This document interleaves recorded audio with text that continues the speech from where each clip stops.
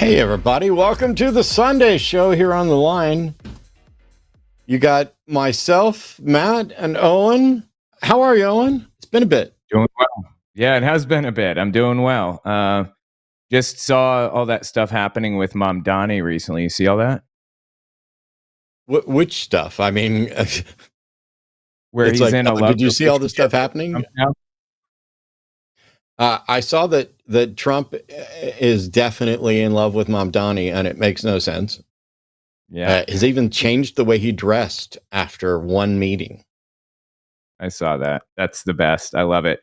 I honestly am impressed by Mom Donnie's ability to kind of build a rapport, a relationship with Trump so quickly. I did not see that meeting going well, but sure enough, it turned out well, huh?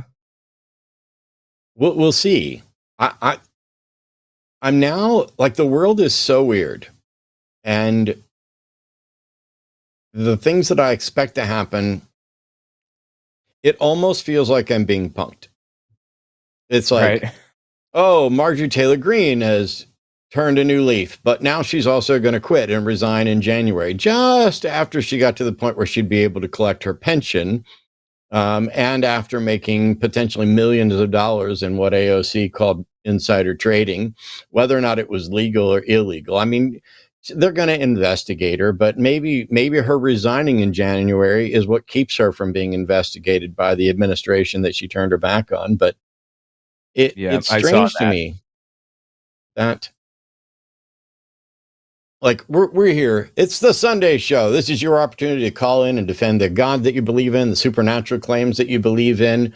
It's not generally focused on politics, but we can take questions on those subjects as well. But it strikes me as odd to see people, like, I grew up as a fundamentalist Southern Baptist Christian, and there are plenty of people who are like, well, that determines exactly what kind of an atheist you are. Well, I'm sure it contributed to it.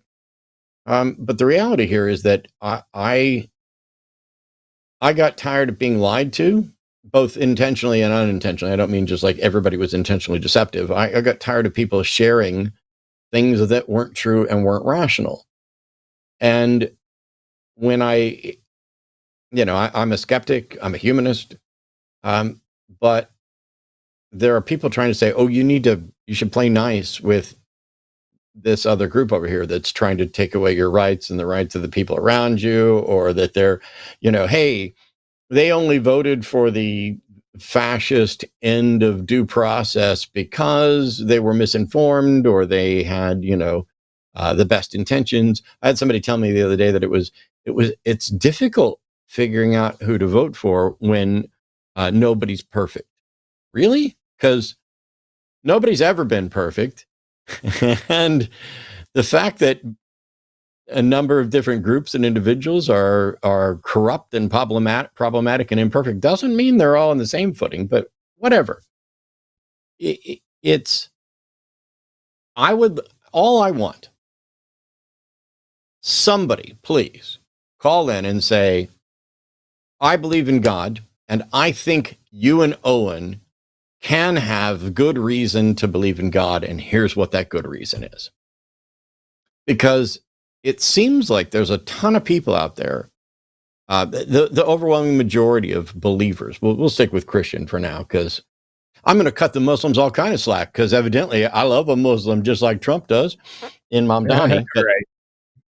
But I get that most believers go to their Sunday worship services when it's convenient, maybe Easter and Christmas, maybe sometimes in between, maybe some of them go regularly, and they don't view their religion as a connection to an actual thinking agent that has a plan and a design and a will for their life. Instead, it's a community. It's a place to hang out.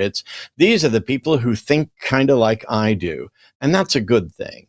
Except that it's really not a good thing. If you're building a community based on false hope, based on misunderstandings of reality, based on foundational irrational positions. I mean, for example, if somebody I knew just believed there was some being that started the universe and then agreed, on all other things, okay, I don't need to spend a lot of time talking to them about this position that there's a being that started the universe. But it's clearly not a rational position. Most of them don't even try to pretend it's a rational position. The arguments for the position have always been fallacious or assertions and when you point that out, there are people who think that's being rude. How dare you, call out an irrational belief? But my view is, I'm happy to say this is a good person on virtually every issue, but they've got this one irrational belief, or maybe multiples. We've all got multiples. But to pretend that irrational belief doesn't allow them to excuse or hide their own bigotry or other people's bigotry, their own misogyny, the other people's, it just strikes me as weird to say, hey, people are going to be irrational. Religion's never going to go away. How do you know that? How do you know religion's never going to go away? I would think that something akin to irrationality and religion is always going to be a part of our culture to some extent.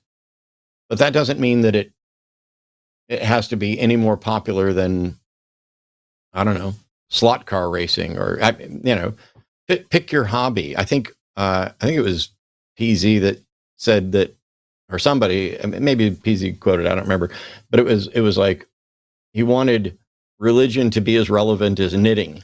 I actually want it to be less relevant than knitting because I know people who knit, and knitting is productive. It's just not as good as crochet. You talking PZ Myers? Yeah, I think he's the one who said that, but I could be wrong, and I don't necessarily like to. Well, I don't want to reference him, but I also don't want to reference, misdo somebody's quote. But yeah, I don't want to make anybody think, oh, Matt just thought of this thing about knitting. No, Matt didn't. Okay, that's funny. Yeah, man, that's a name I haven't heard in a while. PZ Myers. Geez, like all I remember of PZ Myers is his involvement in the whole anti-SJW thing back then. And I really didn't like the guy at the time because of his involvement, but I was an anti-SJW myself. I don't know. Maybe I'll have to reevaluate now that I'm kind of on the other side of all that. I don't know, people talk about like identity politics and all this other stuff. And I'm just like, I don't care what labels you put on it, because the labels for things often just serve as a shortcut to dismiss something without consideration. Yeah. On the other hand, we have labels for a reason.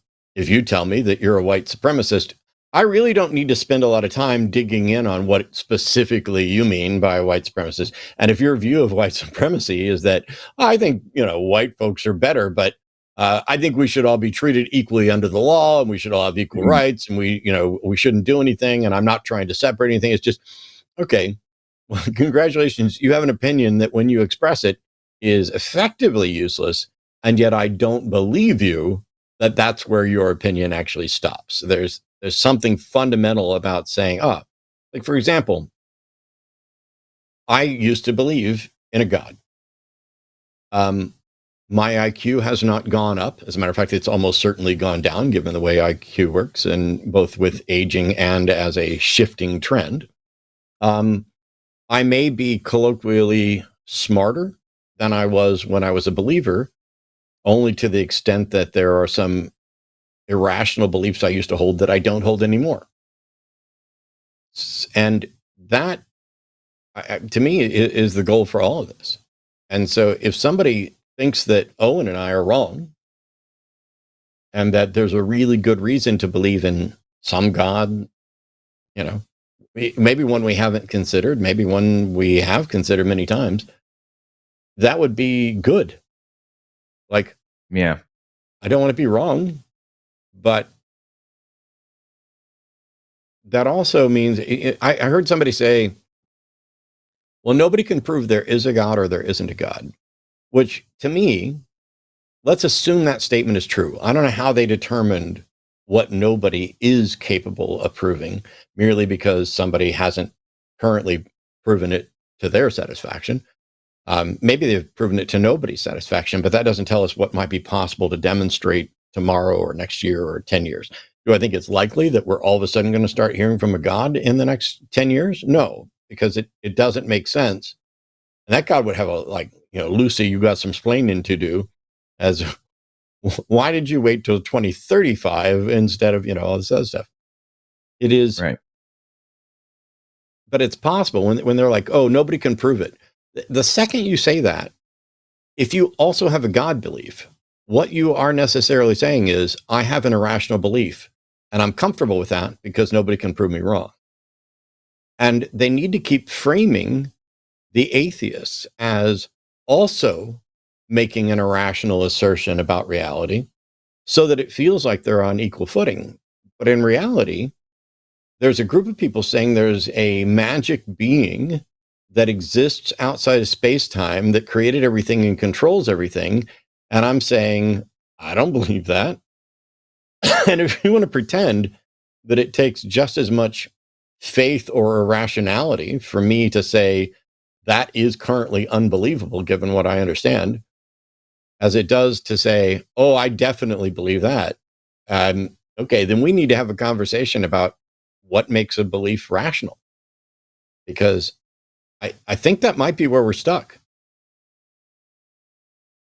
Yeah, I don't know if you saw this, but Matt Slick, right? Yeah, not extremely well, but we speak on occasion. It's been a few years. Oh, okay, interesting. He called in. We've debated. He likes tequila. He was going to come down to Austin. His daughter was living down here, and he was going to come down and have some tequila at the house and record us having a conversation, but it never happened. He called you the other day? Yeah. He called the line with me and Aaron Ra and debated us. It was pretty interesting. Nice. I didn't know if you had debated him before. Have you debated him? I guess so. Interesting. Yeah. Well, he's trying to set up something formal, and I haven't gotten around to taking the next step on that. But anyway. Well, it looks like we have somebody in the queue if you want to hit that. Yep, let's get started. As a reminder, this is a call-in program. You can call in either 720-619-2288, or there's a link down below for call-in studio.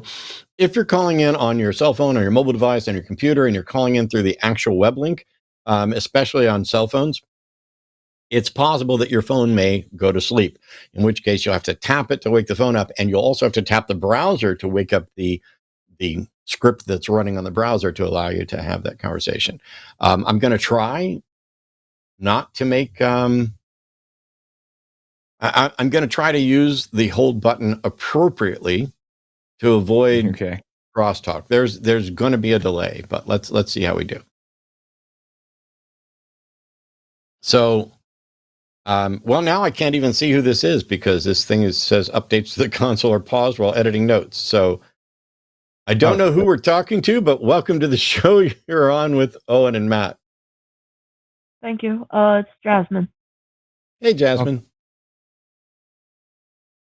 Do you guys got the topics up?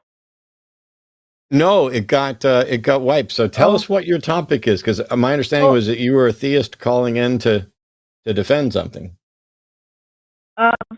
Well, the topic was supposed to be sorry, I can't say it. Passivity versus military action, and you're contrasting backgrounds with religion. You, I believe, Matt came from fundamentalist Baptist, and Owen came from the JWs.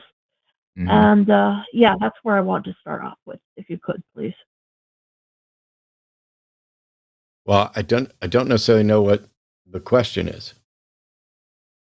Um, well, whether pacifism is more moral, because I know, Matt, you've got lots of background in moral debate.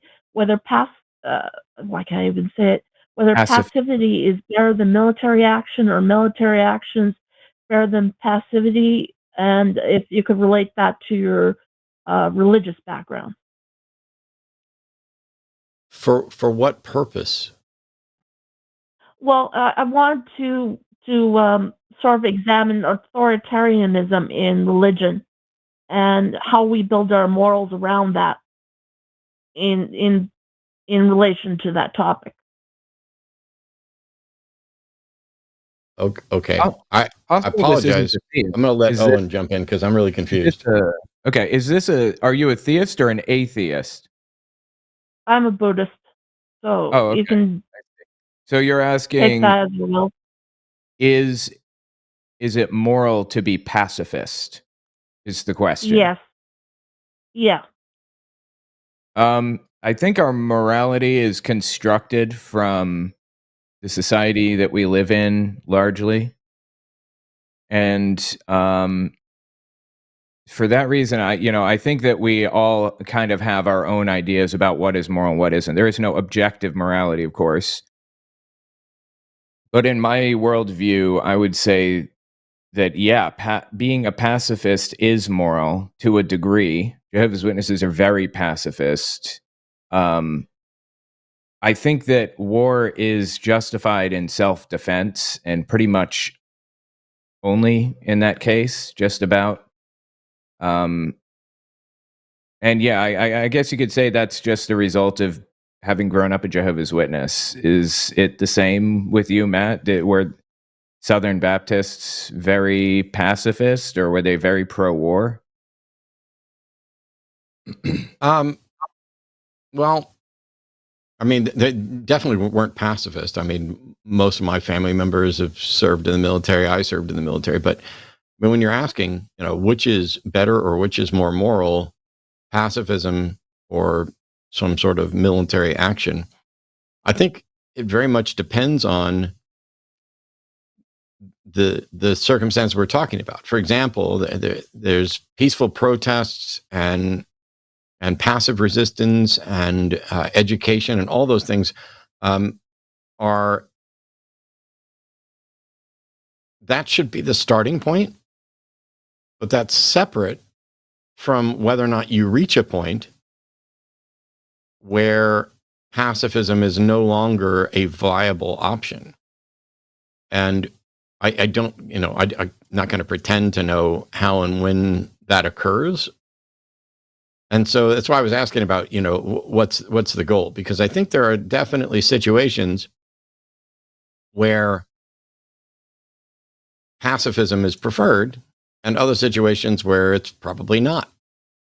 And so I would have to kind of judge it on a case by case basis for the most part. So Southern Baptists tend to be more on the pro-war side, vengeance and fire and brimstone and all of that stuff, or no? I mean, Is it not I don't know that it's like pro-war. I mean, it's what they are is pro-Bible and a very specific reading the Bible, but it's conflict is going to happen. God allows for free will. There's going to be fighting, and you have a duty to protect the innocent and to further God's mission and plan on earth type thing. There is no easy answer to this. You're going to find Baptists and Southern Baptists who are very pacifist leaning, and you're going to find some that are incredibly militaristic. And none of that to me is relevant as to what the right answer is, because the situation dictates what the right answer is. Mm. That makes sense. I am a very pacifist, but I found myself in full support of Ukraine when all that stuff was going down. So it is very situational for me, certainly.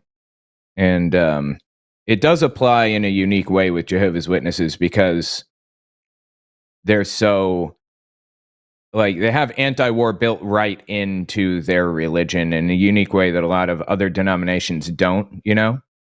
In World War II, they wouldn't get involved in any way and all this other stuff. So, yeah, pretty interesting. Do you have any other questions for us, Jasmine? Yeah, what are you trying to get to, Jasmine? Well, top-down authoritism versus sort of bottom-up morality. Again, with coming from religious, and especially you, Matt, with military, you understand very much so. Top-down command. Insubordination is just horrible to military, regardless of what military you're in. And as for pacifism, what the pacifism got JWs is thrown into the camp in World War II. So there's a lot of stuff here to process. And is there not a core or sort of a core or objective morality one can point to, or is it always got to be situational? So, top down or bottom up are, I mean, we're talking about different things. So, first of all, morality, for me, should neither be top down nor bottom up. It should be, here are stated goals, and then there are objective assessments of whether or not the consequences of actions further those goals or hinder those goals. Religions often use a top-down structure, an authoritarian structure of, divine command theory, or here's what God expects, or, this is right or wrong because God says so, which accomplishes absolutely nothing. So there's no problem within any secular moral system that is in any way solved by appealing to a religion or a God. But that doesn't mean that there aren't, like, for example, I'm not anti-military. And the military needs to be largely top-down run and cannot be peopled by pacifists. That is antithetical to the function of a military. If somebody invades your country and you send your military out and your military is a bunch of pacifists, you lose. But that's a strategy related to military conflict that is completely separate from moral evaluations. For me, morality is the evaluation that we make with considering the consequences of our actions with respect to some goal. And if the goal is, hey, is life better? We'd have to, define what we mean by life and better, etc. But I don't know how any of this is relevant to whether or not there's a God, because even if there is a God, that's not going to change what I find to be moral. I said before, if God's not a secular humanist, he can fuck off. Or explain what secular humanism got wrong in a way where it would change a skeptical secular humanist mind.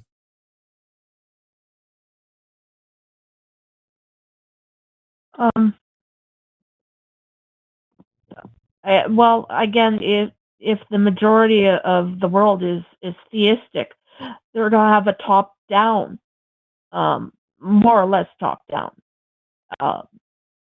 divine command. But my thoughts straight to World War II.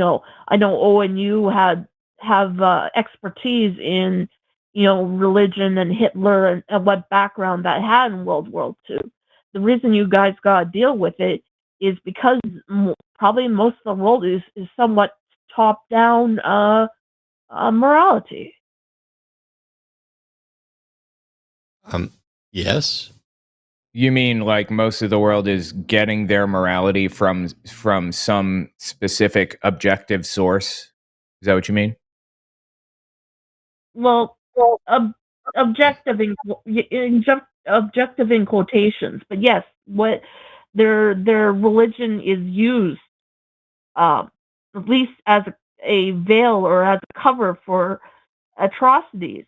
But I also think some of the worst atrocities were committed by secular leadership, like Mao Zedong or Stalin. Interesting. That's a whole separate thing with Mao and everything. But yeah, I mean, people do bad things regardless of who those people are or whatever. But what's that saying, Matt? You may know the one I'm thinking of. Religion causes good people to do bad things. Bad people can do bad things for their own reasons, something like that. Without religion, good people would do good things and bad people would do bad things. It takes something like religion to get good people to do bad things. Yeah, there you go.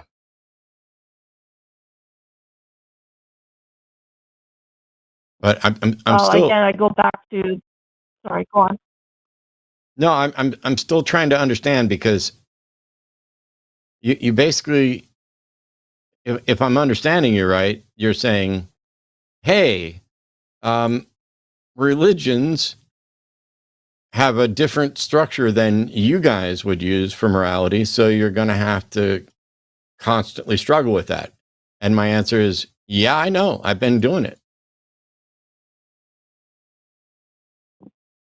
So then what's the atheistic answer to a theistic world and a theistic morality? It's Are you wrong. guys gotta get, and even if, go on, sorry. It's wrong.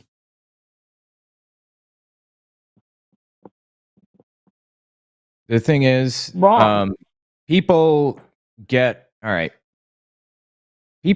can't get their morality from the Bible.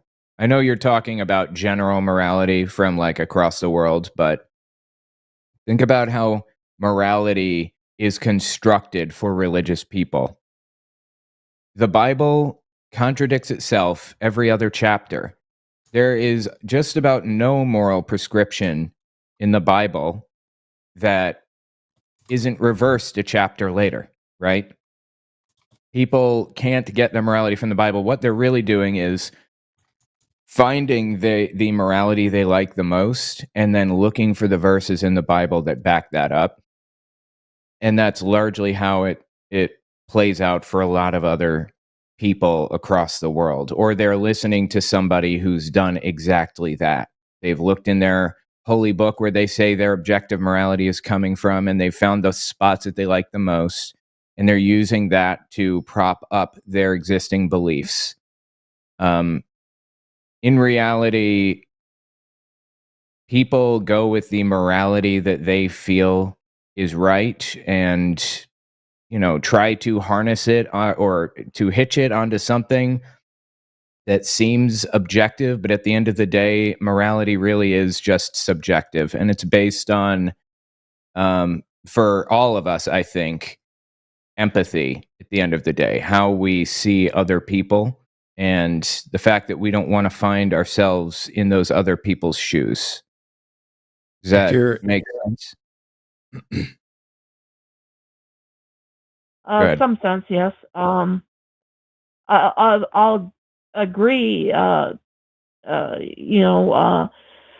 People cherry pick their various religions, but then how can you say religion causes atrocity? Or is it just a cover up, if you would, if people are cherry picking their various religions?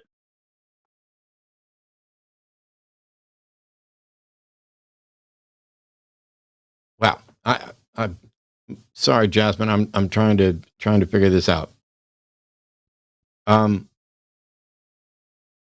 Religions give people permission to do things that they can't justify in other ways, by appealing to something bigger than them, something that knows more than them, something that expects guidance and that knows and understands things that they acknowledge they don't know.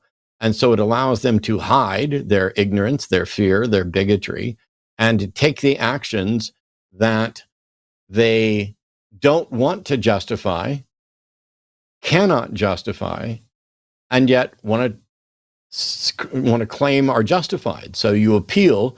It's like saying, "Hey, my doctor told me, um, you know, my doctor told me I can masturbate whenever I want," and then the person sitting next to you says, "No, he said you could have a stroke at any time. That's not what he meant."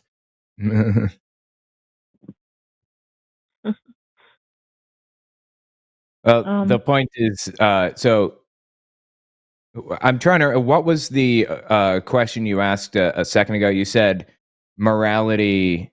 Religion pushes people, or how can I blame religion for this when they're picking and choosing the things that they believe or whatever? At the end of the day, it does justify the bad things that people end up doing. And again, they like religious people are using an objective source of morality. It's just the objective source is the guy that's interpreting the book for them, or the objective source is the set of ideas they already have in their mind. And then they go to this book and say, "Look, see, it's objective." It's not like um, it's not like they're really it's not like they're actually going through and consciously making these decisions like this. A lot of this is genuinely held beliefs about an objective set of standards. They just are unconsciously picking those standards.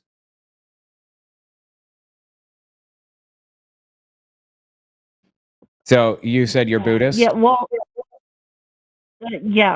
new convert. Yes. Why? Why?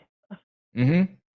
Yeah. Because the Abrahamic religions were very top down, very authoritarian, and the whole all three scriptures are very violent. I think even Muhammad was involved with military conquest or was a soldier of some sort. I can appreciate that, but why did you pick one at all? Why? I mean, you could have just like not done any.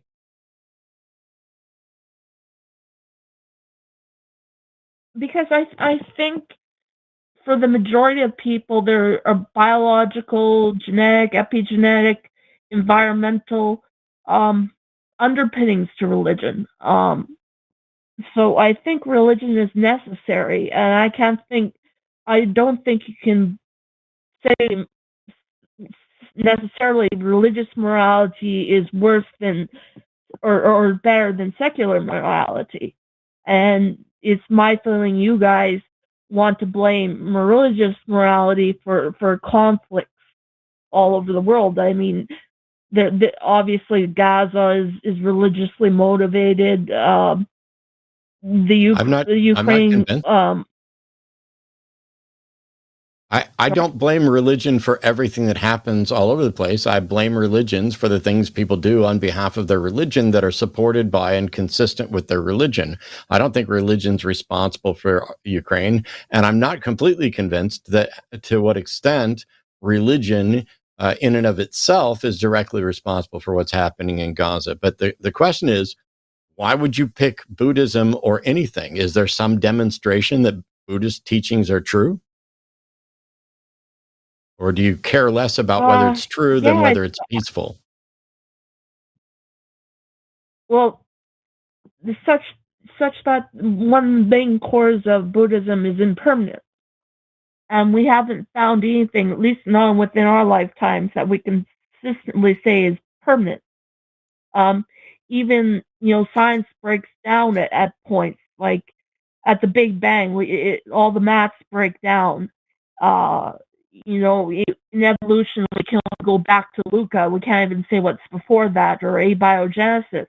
Oh boy. At some point, yeah, I'm really confused because you said we can't survive without religion. Does that mean religion is permanent? Is that the only thing that Buddhism's wrong about? Because as far as I know, the cosmology suggests that all of space-time, all the matter and energy, even when we go to heat death, it doesn't cease to exist. It's essentially permanent. So isn't Buddhism wrong about whether or not there's things that are permanent?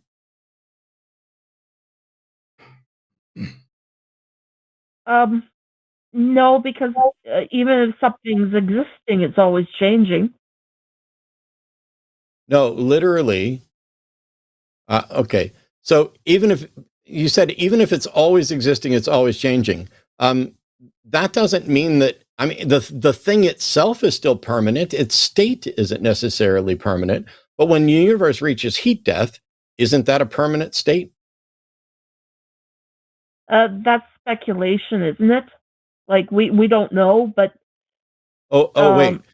So you want to know if that's speculation, which you can go look up, but not knowing whether or not it's speculation is enough to make you convinced that Buddhism isn't wrong? I mean, isn't it speculation on the Buddhist that there's no permanence?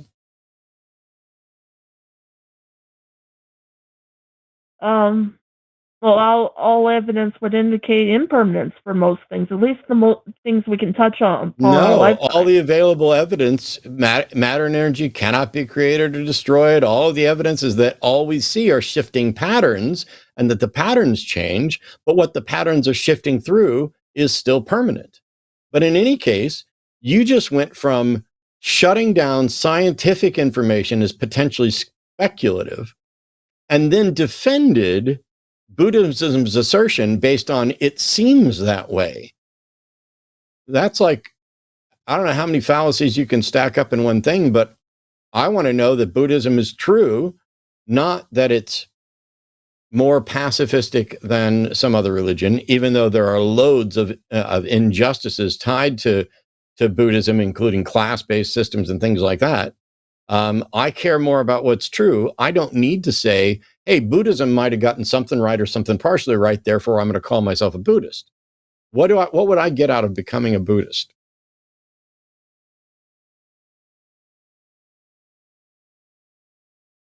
I think the same thing as a religion. You get the religious practices. You get I don't want any time rituals or to think about practices. I want things morality. that I have time to think about that. As a matter of fact, I guarantee you I've spent more time thinking about morality than, I don't know, a lot of the people in religions ever have. I'm asking, what do I get out of Buddhism? And you're like, ooh, you get the practices. I don't fucking want them. What's the benefit of the practices? And I'm happy with my morality. So we've crossed out morality. We've crossed out religious practices. What else do we got? Um, Here's another question for if you. you would. You said that you are. Am I to believe that you are a Buddhist not because it's true, but because of all these other things? Is that what it is? Well, you can't divorce religion from practice or from emotion. And all morality has to have some emotional basis. We're emotional as well as cognitive animals. That in and of itself is a truth, if you would. But I wouldn't. Wait, As a matter of fact, you guys I are don't even missing understand something, what is you're my saying. point. You're making assertions about all religion being. All I care about is it true? Do you have some reason to think that a religion is true? like what things do you believe about Buddhism that you think are true? Let's try to narrow it down a bit. You, I assume, believe that Buddha was a real person. I don't know much about the religion. Can you educate me a little bit? What thing do you think is real about Buddhism? Okay, my current conceptualizations. Buddha was definitely a person who became enlightened, and over time, we become enlightened and join with our ancestors, Okay. and that those ancestors have an echo or a chorus, a cumulative sort of effect So there's like a on us soul. presently. You describing like a soul that exists that follows you around or whatever? Kind of like a soul, but it's it becomes dispersed with our ancestors once we um become enlightened or join Why our do you believe ancestors. that? Why do I believe that? Yeah, why do you believe it?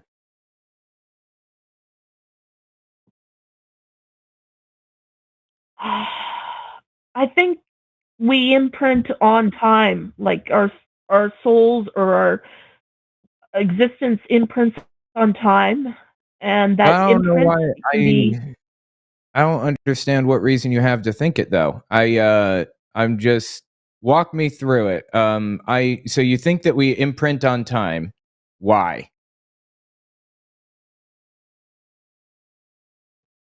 Let's just start there. Why we imprint on time? Again, I guess it does go back to souls because I've had experiences where I think I've saw ghosts. I'm wondering if that's not a um just seeing what was imprinted at that time, but you know it's not accessible normally. Okay. So you think you've seen a ghost before, is what you're saying. What were you gonna say, Matt? Yeah, No, go ahead. Keep going. yeah. Um, do you think that there would be some kind of evidence of some sort anywhere in the world at all, anything at all, if ghosts were real? Do you think that somebody would have written a scientific study? Do you think we would have seen anything at all to indicate that ghosts were real? We do have scientific studies showing that human beings um, can hallucinate things, that there are centers in our brain that produce fear when there's nothing there really. Do you think it's more reasonable to think that a ghost was there or that it was your brain playing tricks on you?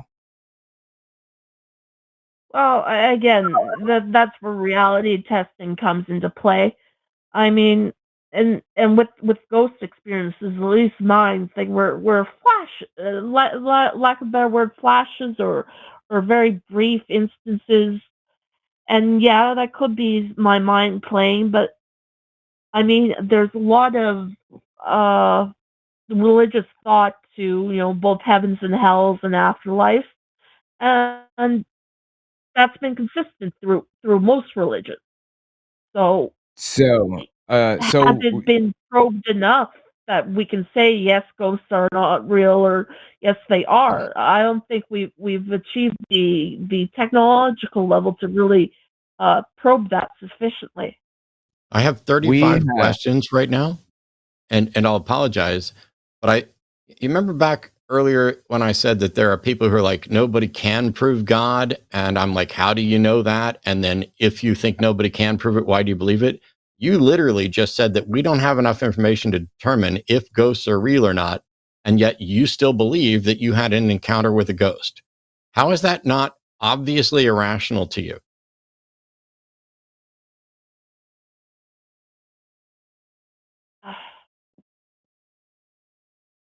Well, again, what can we it- obviously irrational. Um,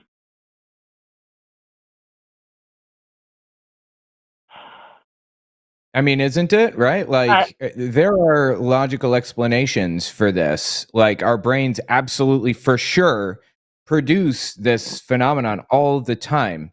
In sleep paralysis, if nothing else, you'll feel some presence there when there's just not a presence there. Like, we can test this in a lab. We can see what parts of our brains are lighting up and that this happens consistently, and we can reproduce it easily. So we know it's not ghosts, and we know that our brains can produce this effect. So what makes you so confident that it's ghosts and not just an effect that our brain is producing when we know our brain can produce it? There's a logical, natural, obvious explanation. Why would somebody jump to the illogical, irrational, supernatural explanation when there's a perfectly reasonable, rational one available? You know? um, jump, but I mean, lots of people have made that jump. I mean, even Edison. I think, was trying to make a machine to communicate with the dead. It's led to more inquiry, and maybe inquiry is a good goal, and especially if it's considering our ancestors. Our ancestors are, What? you know, My ancestors are dead.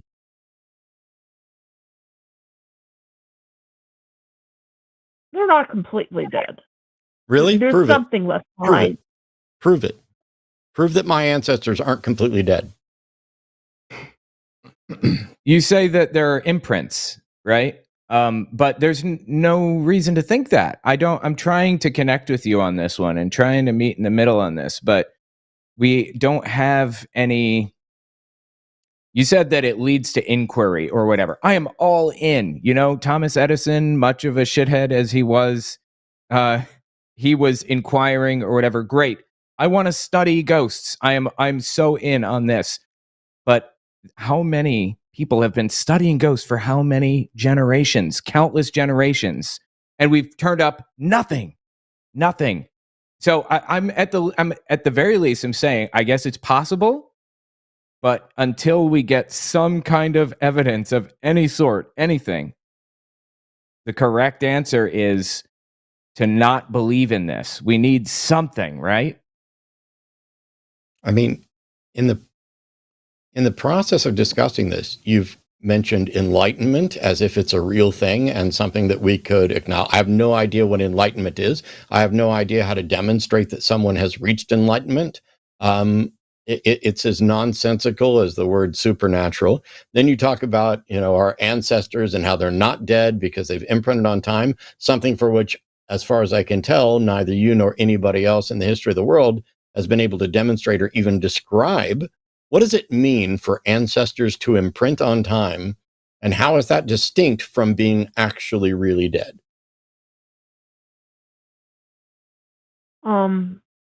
Well, imprint on time means they're somewhat accessible somehow. If they're fully dead, then their only imprints would be genetic. And not memory? Like, I remember my ancestors. Is that an imprint? Upon one's own mind, yes, but not upon the Sure. So my grandmother died a few years ago. I remember her, but that's not her imprint on time. What is my grandmother's imprint on time, and how do we prove it?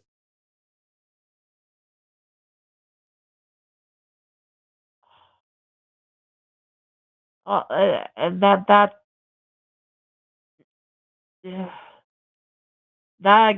guess I'm caught now.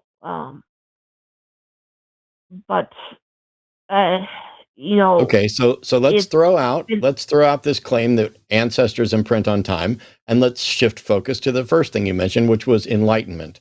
What is enlightenment, and how can we identify it?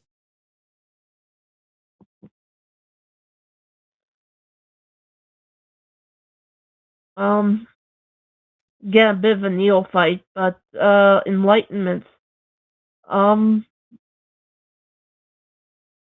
Well, the point of I guess that'd be the point of reaching the realm of our ancestors and the realms of your previous forms. What passes on and who reaches enlightenment is difficult. Like, this stuff is. Is there a way to show that anyone has ever reached enlightenment, or that enlightenment is actually something that is attainable?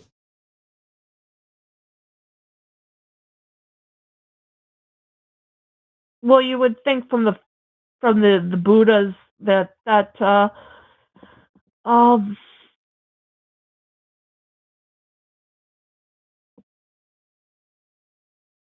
well, I guess at this point, I guess it does become mythos. Okay, so now we've eliminated enlightenment and ancestors imprinting on time. So the last remaining thing is this: how would you know if you've seen a ghost rather than actually thinking you've seen a ghost?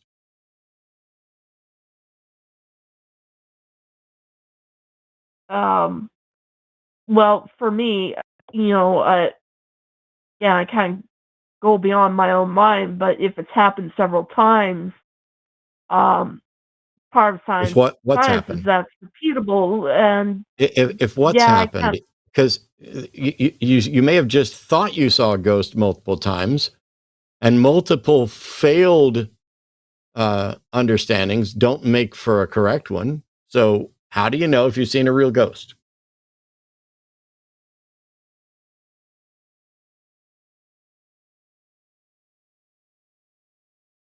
Uh, Can I tell you real, what would convince me? sure. If I saw a ghost, I would ask it to tell me something about the world that I didn't know, that I could take back to show to others, that would prove unequivocally and beyond question that I absolutely did speak to a ghost. But would you be surprised to find that every single person who has ever claimed to see a ghost and who claimed to do that didn't actually have new special information they didn't have before? They didn't prophesy anything unique.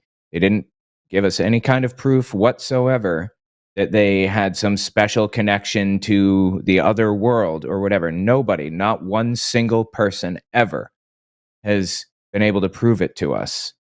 So if you see ghosts and you ask for that proof and you get that proof, I would recommend showing it to other people to validate the existence of ghosts. But over the course of human history, somewhere around 100 billion people in all of human history, nobody has ever done that. That's a pretty strong indicator to me that ghosts aren't real, or they're not communicating with us, or something. Does that make sense? My position? Yeah, I mean, go on. That's just how I see it. I don't see it how anyone can view it any other way. Like, we have no evidence, none whatsoever, that this ethereal realm is real or that anybody ever visits it, certainly, ever. And until we get that evidence, it seems reasonable or even obvious that we should assume it's not real until we get that, right?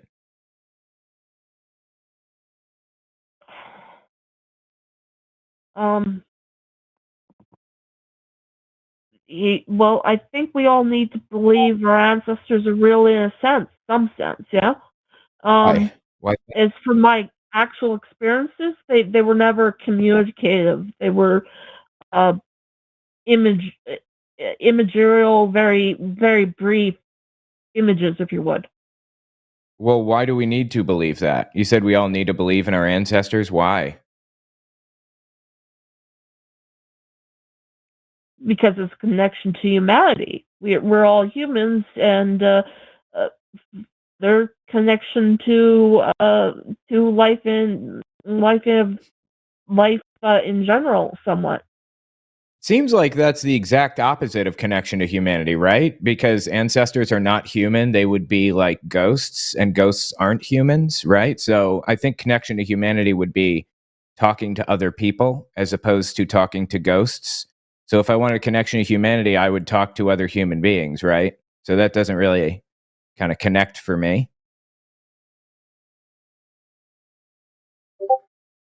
So what reason do you have for why people should like believe in the ancestors or whatever?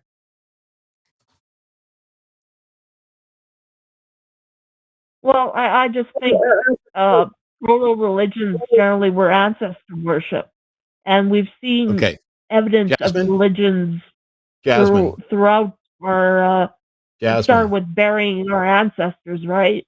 And it's just Jasmine, grown from there. Jasmine. Yes.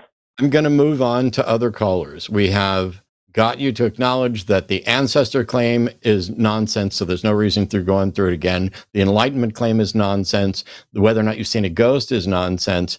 And you keep making claims like, oh, we need religion. I'm not convinced we need religion, and you've made no argument we need religion. And then you say we need to connect with our ancestors. I'm not convinced we need to connect with our ancestors, and you've made no argument that we connect with our ancestors.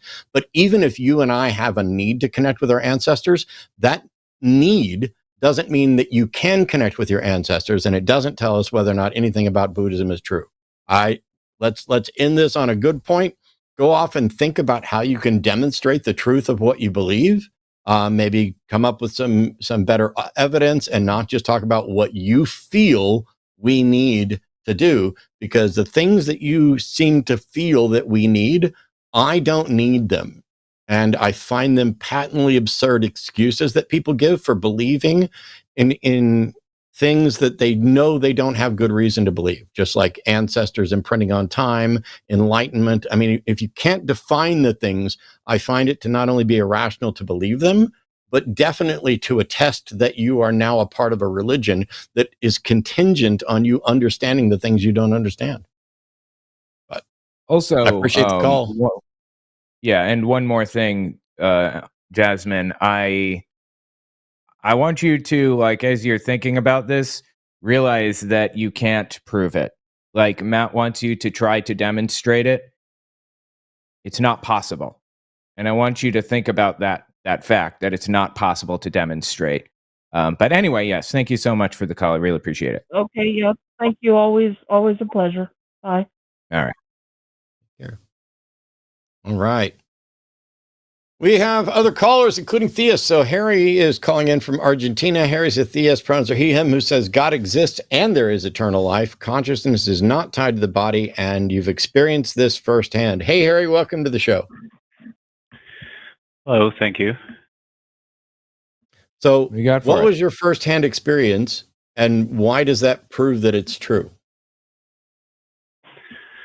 Well, I'm not claiming that I'm here to prove anything. There are many things that can be speculated and okay. I'm sorry. Later, the call screener notes here says that your claim is that God exists and there is eternal life.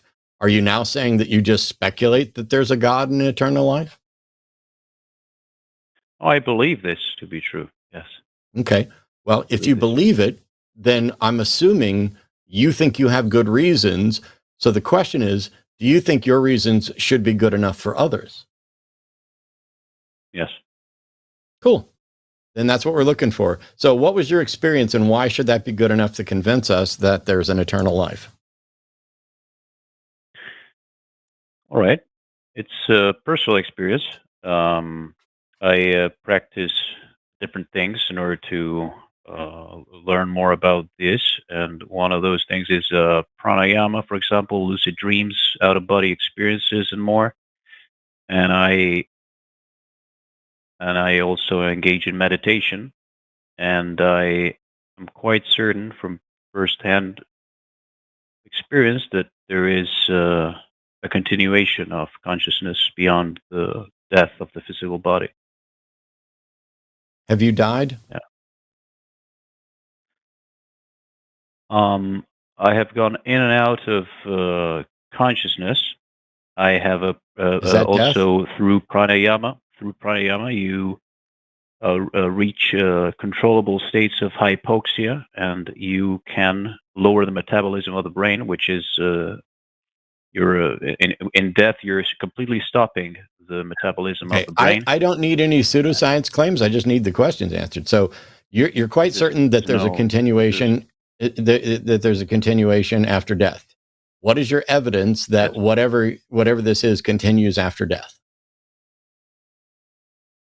Well, it is associated to that, to altering the metabolic rate of the brain, because in death... I'm sorry, in death there is no metabolic rate of the brain. So what is your evidence that this continues into death? What was that, the metabolic part you said? When the brain is dead, there is no metabolic brain. Yeah. So what is your justification that this consciousness continues beyond death? Right. You're right. When you die, there's no metabolism. And when you, through pranayama, induce a state of hypoxia, you lower it. So you approximate it to the lowest point. And as you're approximating it to a lower metabolic state, you experience very wild things that are more real than this. No, I didn't. So first of all, more real is nonsense, but I didn't ask what you experience when you're doing this. I said, what's the evidence that this persists beyond death? That's it. That when you're it's like, imagine you say that there's a hot furnace behind a wall and you cannot see it. But when you approximate the wall, you feel an increasing temperature, right? What do you mean approximate the wall? Say there's a wall on the other side. There's a very, very hot iron furnace. Okay. Okay. You don't see it. You cannot see directly, but when you approach that wall, the temperature increases. Approach the wall. Evidence. A minute ago, yeah. The word you said was approximate the wall, and I said, what does approximate the wall mean? But you meant approach. You just misspoke. Okay, cool. Yes, I can scientifically investigate whether or not I can sense heat on the other side of a wall. What is the same thing that allows you to sense consciousness on the other side of death? When you lower the metabolic rate of your brain and you're approximating what... No, sir, that's not that's not the other side of death. No, but you're approximating the No, you're not approximating. You are not approximating. And to whatever extent you are approximating, approximations end at death because you're no longer approximating. What is your evidence that consciousness persists into death? I think the issue is that you don't think my evidence is valuable enough. You haven't presented any evidence. That's the issue. You have only said, here's what happens when we engage in certain types of meditation. And I think that this is a close enough analogous approximation that I can infer that this persists after death. And I'm saying, no, I do not accept that that is a reasonable inference. You need actually to demonstrate that it does persist after death. Well, it's something that is as simple as trying it out. You can do the pranayama exercise. You can just try out death? Breathing. You can just try out death? No, the controlled holotropic breathing. I don't care about your approximation. The point here is you need to demonstrate that your approximation to death continues to hold true after death. And you can't tell me to go try it because trying it requires dying, as far as I can tell. No, I'm talking about holotropic breathing. That's different. That's not dying. This is something you can do. Do the dead breathe? Do the dead breathe? No, but when you... No, they don't. So holotropic breathing. So holotropic breathing is something that is inconsistent with death, right? It is a first-hand experience that you can have. No, sir. No, sir. See, this is the terrible thing. I'm asking the very clear questions that expose the irrationality and delusion in what you're saying, and you just say no, nuh-uh. You said just say no, nuh-uh. My question was, do the dead breathe? Holotropically, holographically, absurdly, fastly, slowly? Do the dead breathe? No. Then what you're saying about you can try this by breathing tells me nothing about what happens after death. Just like I can spend dollar bills right up until they're fucking gone, and then I can't spend them anymore, can I? Look, I'm sorry, that was a question. I'm sorry, Harry, that was a question. Once I'm out of dollar bills, can I still spend them?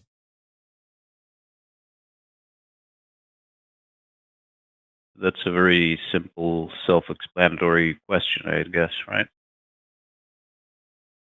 I would think so, but instead of answering it, you've decided to dance around and pretend that you're, I don't know, not going to answer it. What can I spend money once the money is gone?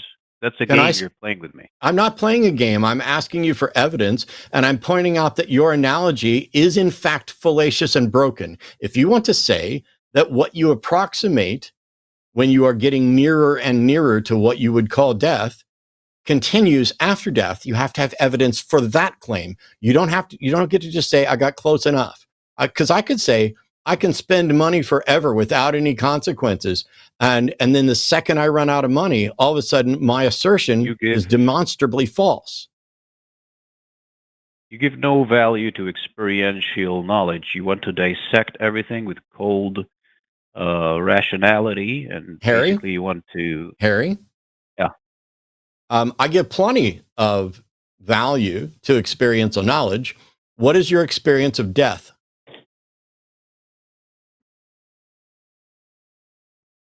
That's what I thought. You're asking me if You don't have experience. You don't have experience. You don't have experience. You don't have experience. And when I point this out, you whine that I won't accept experience. You have offered no experience of after death. Name one thing you pointed to that is an experience of after death. I think these kinds of questions and cornering me into this is pathetic. I think it's pathetic. I do too. Don't allow me to elaborate. No, sir, that's a lie. That's a lie. I've been begging you to elaborate, and instead you throw out a bunch of garbage and then claim you want to corner me into your question. Then claim. I'm sorry. You're calling in to defend your belief. I'm asking you the questions. Are you able to defend your belief or not? I am, and I am trying to answer it. Then let's get to no. Hang on. Then let's get to the defense of your belief. What evidence do you have that consciousness persists after death? Not near death, not in approximations to death, but after death. Can I answer it my way or I answer it your way? Okay, I'm going to mute you, Harry, because at this point, I no longer think you're serious. You're calling in from a web address. You are refusing to answer basic questions. You are asserting nonsense and pretending that we're the ones with a problem because you are unable to present actual evidence for your beliefs. I no longer take you seriously at all, but it's not fair for me to do that. And since I keep asking the questions and I don't get any answers, I'm going to pause. I may return to this at some point, but I'm happy for maybe Owen will have a better job getting you to answer a question than I did. Okay. You are unmuted now. All right, now lay it on me. We'll give it another try. You with us? Yeah, I'm here. Okay, so go ahead and try to explain, and I'll give it a shot. Okay. In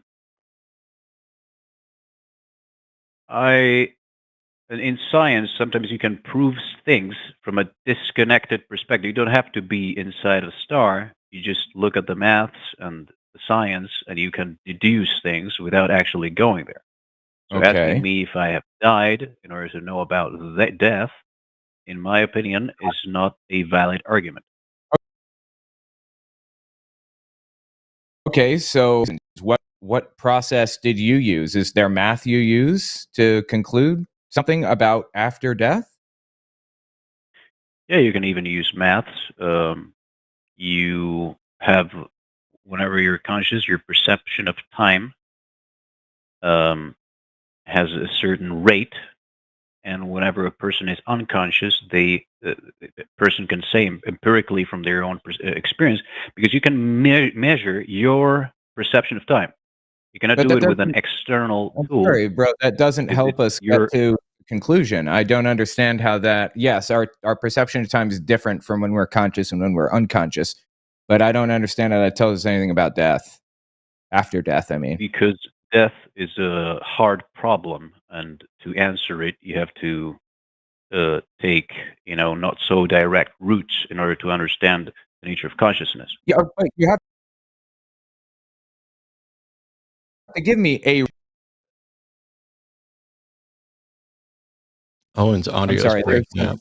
Yeah, I'm sorry. My audio is breaking up. You have to give us a route, right? I mean, you haven't given us a route to get there. You said we perceive time differently when we're unconscious versus when we're conscious. That's not a route to understanding what comes after death, right?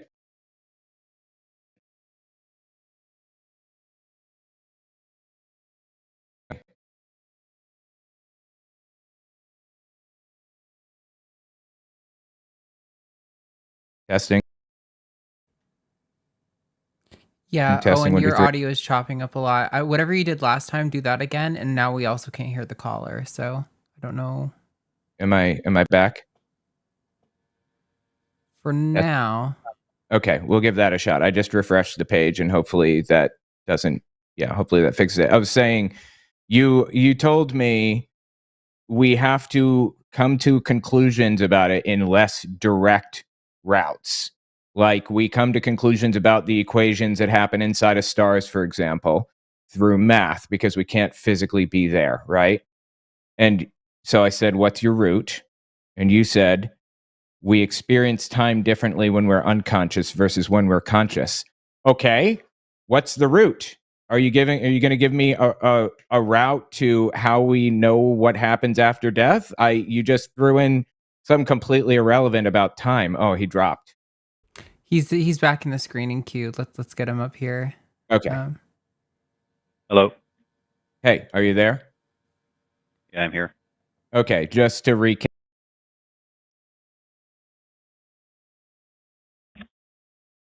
You said I don't know if it's my side, Again. my end, or your end, or the in between, but I'm not hearing. I think it's my end. I'm trying. Anyway, so you said we come to conclusions about things through different routes other than experiencing it directly, like what's inside of stars, right? And Yeah. I said, what's your route to understanding what's out like after death? And you said, we experience time differently when we're unconscious versus when we're conscious. I'm not sure what the route is, though. Like, that doesn't tell me anything. That's completely unconnected to literally anything. Why did you even say that?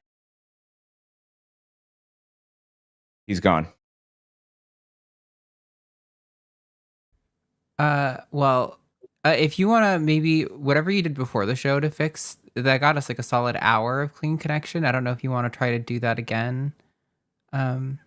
Okay. I mean, I think I'm okay at this moment. I refreshed my connection last time. I could restart my computer, but I think it's okay at this moment. Right. It looks stable right now, so we'll roll. But if we start hitting stutters again, I would recommend a full reset. Okay, I will do that. I'm not sure, why did he keep disconnecting? Because he doesn't have an answer to any of it. Well, it looks like he's back in the queue again. So let me see if I'm trying to bring him in, but Cullen's studio. Oh, okay. Let me see if I can do it. I keep moving my head. Are you there? Yes. Yep. Talk to him for a second, okay, Matt? Yeah. So, Harry, what's your path? And so, like, when you talk about exploring a wall to determine whether there's heat on the other side, in part, it's because we already know about heaters and heating elements, and we have ways to measure that. What's the way we can measure post-life consciousness? Okay. Yeah, I understand. There's obviously difficulty in it. A great deal can be inferred indirectly. No, through sir. Exploring. No, sir. You don't get to. Inferences are rational when they are based on actual information. So when we make a list of the candidate explanations for something, like, hey, this house is on fire. When we make a list of the candidate explanations, we include things that we know can start a fire. We don't get to infer that fire-starting pixies from another universe came in, and that is one of the candidate explanations. Yeah, it's I not. understand. I understand. I don't need you to tell me you understand. I need you to listen and then formulate your answer to address that. So something doesn't become a candidate explanation until such time as we demonstrate why it should be a candidate explanation. You're suggesting that consciousness persists after death, and you have provided no evidence of anything persisting after death, and no path to understanding it, and no path to even describing it or investigating it. That's what we need. We need a way to investigate to determine that you're right and consciousness persists after death. How do we do that?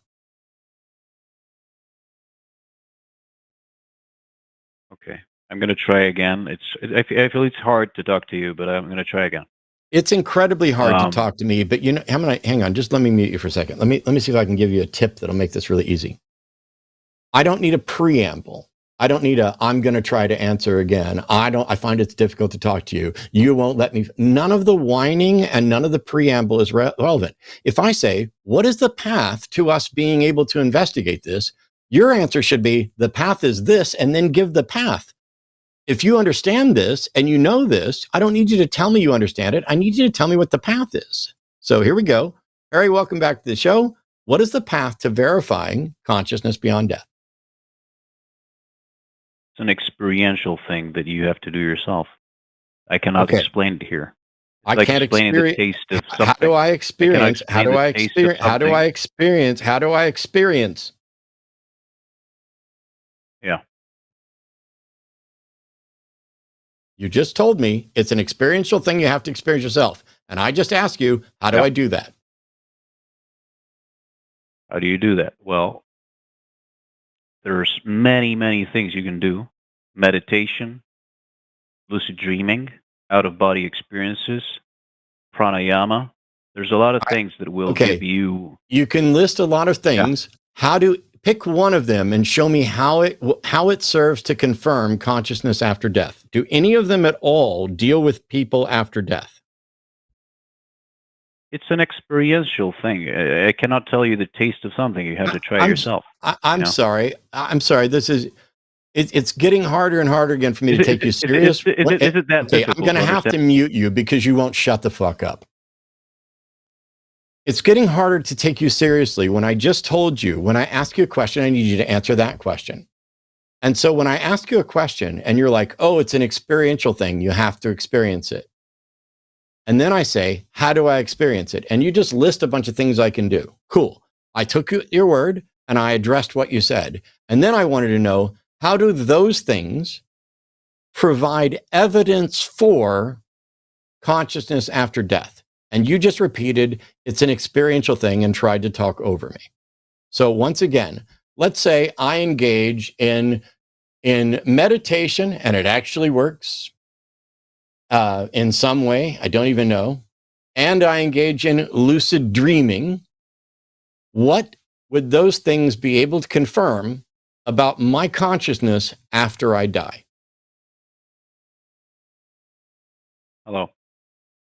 You're back. Okay. So, I guess I'm here to convince you about these things. I'm sorry, Harry. Harry, are you especially stupid? No, because I'm not here to convince you of anything. You are here to convince me. That's the whole fucking purpose of this show. You called in to say that God exists, that an afterlife exists, and that you have a way to demonstrate it. We are then asking you the questions so that you can demonstrate it. I don't think you're especially stupid. I think you're being obstinate. And so I literally just explained to you that when I asked stop talking, I literally just explained to you that when I ask a question, I need you to answer that question. And so what was the question that I just asked you? You asked, what can you do to know that there is life after death, and how does this bring evidence? I asked you that question, and you said that I could engage in lucid dreaming and meditation. And I said, how would me engaging in lucid dreaming confirm anything about my consciousness after death? That was the question.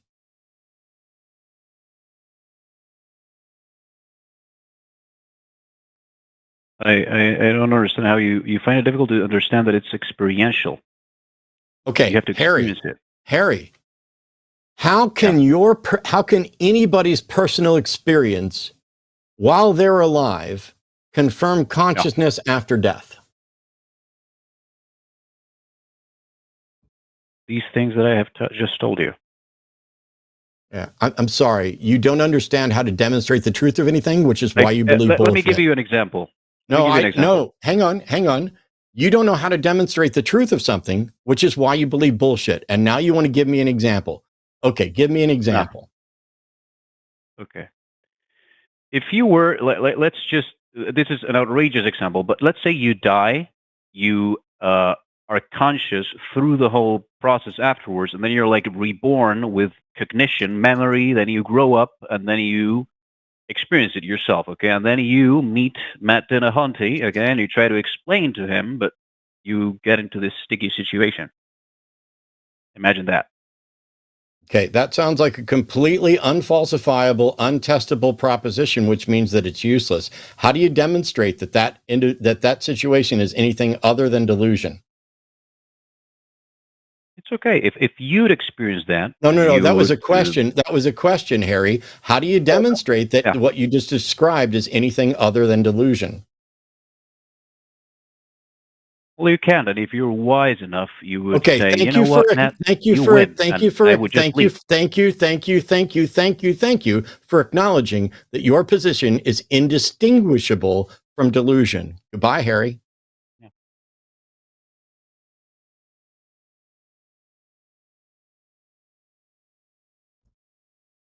If you have a position that's indistinguishable from delusion, I mean, I don't need you to call in and spend all that time before you finally admit it.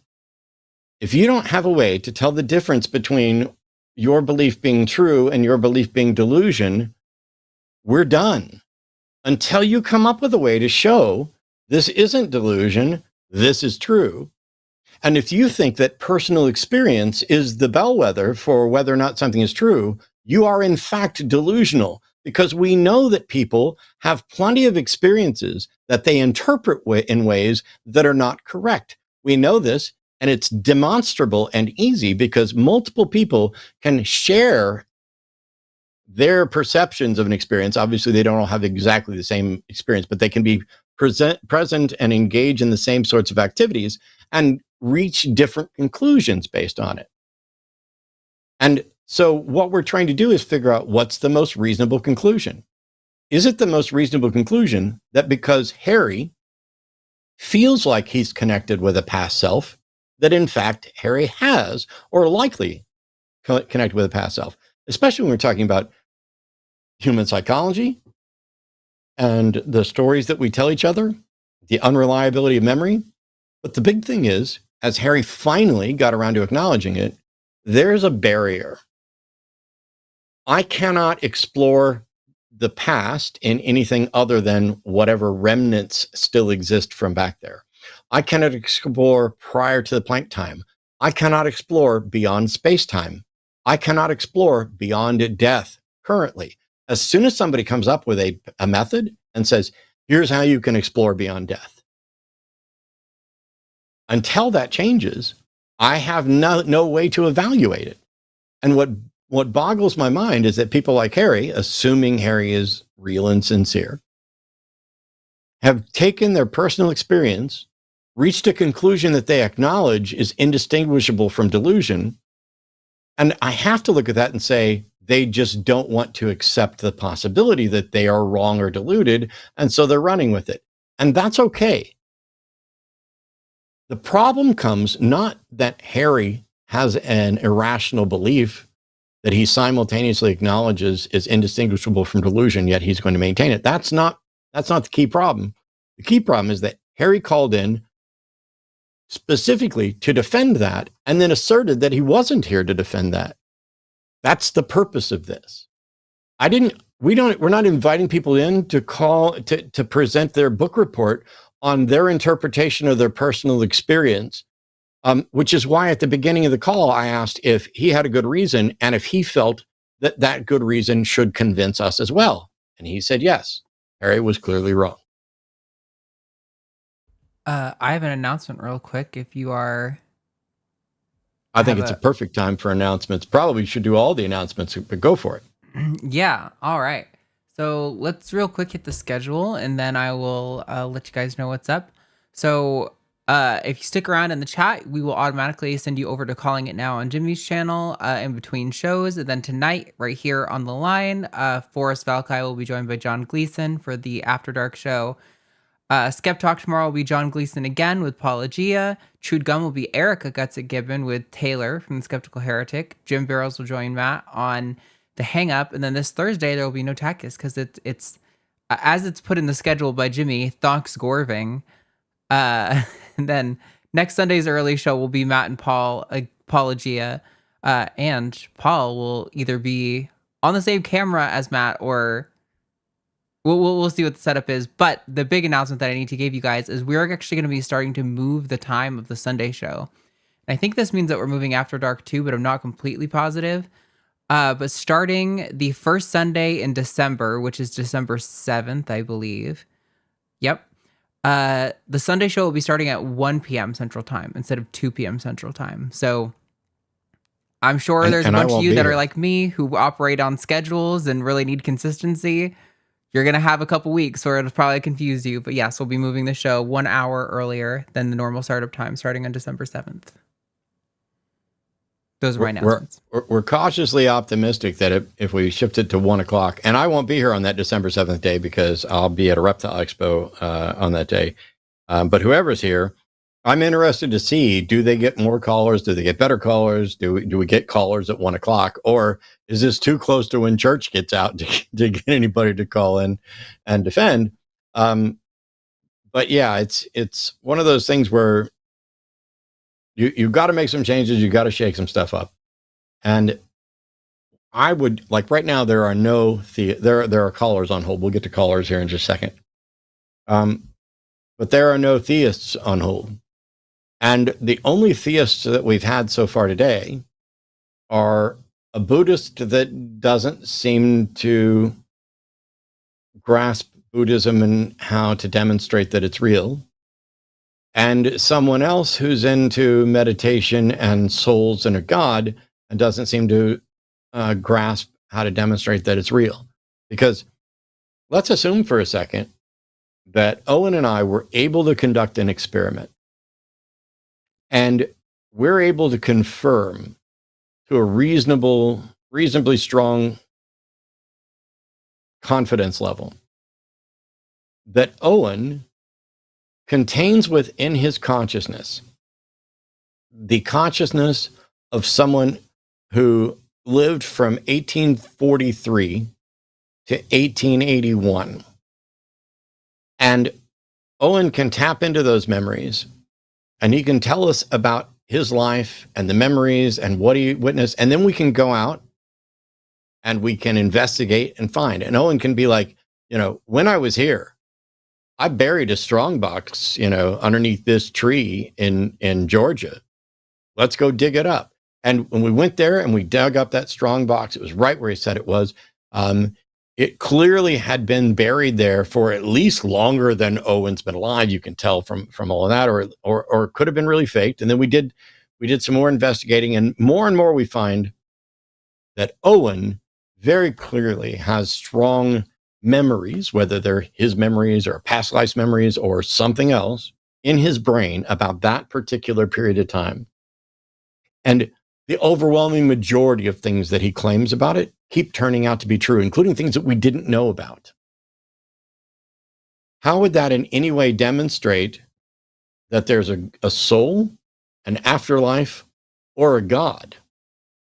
Because first of all, it may be reasonably inferred as analogous to something like a soul, except that the soul is the most obviously dead thing in all of theism. But let's just assume that we confirmed something like that.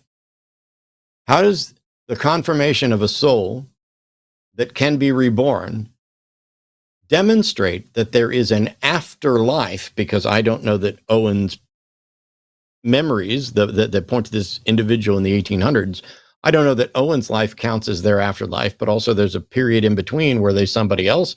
Was there something else? Does he not have those memories? But even if we confirmed there are souls, that's independent from whether or not there's God. And this is the cheat that happens over and over again. Take this to heart.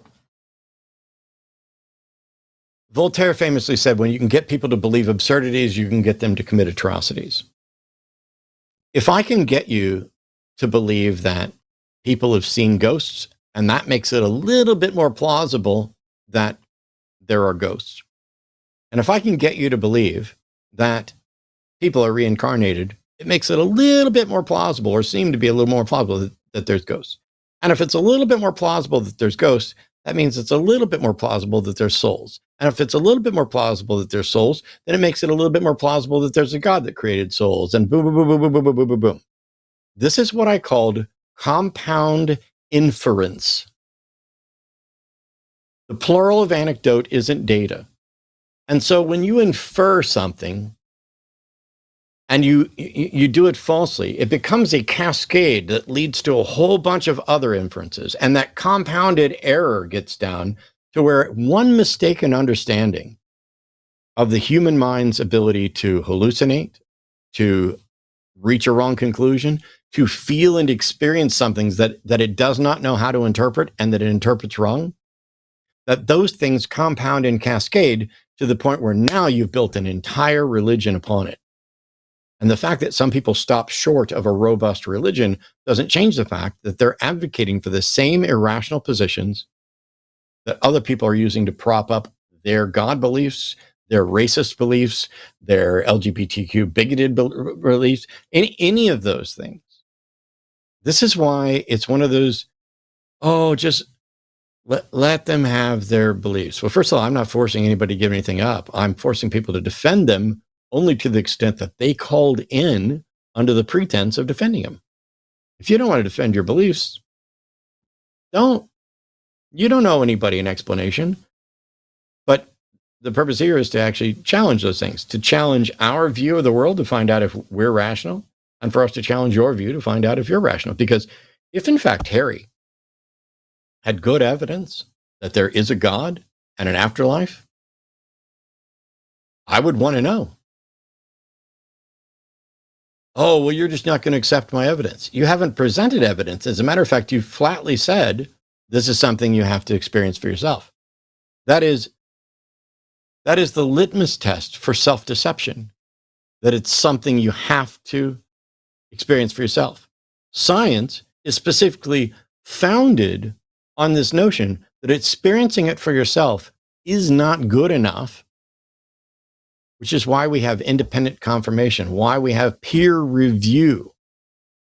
And while you could be right that you've experienced the beginnings of an afterlife, you have no way to demonstrate it, which means you definitely shouldn't be calling to defend it. But also it means you are irrational for accepting it. If you accept something that you acknowledge isn't rationally defendable, that's a problem with your epistemology. That's a problem with your beliefs. And you get to keep it. Nobody can take it away from you. But if you think that there's something wrong with us because we're asking the questions that you can't answer, you have fundamentally misunderstood the nature of evidence and the burden of proof. It's not a problem. If you ask a doctor how they know what they know and what they know, do you think that a doctor would say, oh, you just have to experience it? And not just that, I'm hungry right now, like physically hungry, like I really need some food. I can say that, and almost everybody listening will just accept it and acknowledge it, because almost everybody listening has also experienced hunger. I say almost because who knows? Maybe there's some weird thing where somebody never experiences hunger. Maybe they have a natural super Manjaro that makes them never experience hunger, and then they just waste away, or somebody reminds them to eat. But at the end of the day, hunger is a common experience. And the perception that they would like to portray is that spirituality is a common experience. Ghosts and souls, that's a common experience. Gods are a common experience. They'd like to pretend that these are common experiences so that it doesn't seem as bizarre, but they are not. The common experience is that people claim to have positions that they seem to only be able to justify, and I put that in quotes because it's not a justification, by appealing to personal experience. That's cool, but your personal experience isn't proof for anybody else, which is why I asked that at the beginning of the call. You ready to move on to another one, Owen?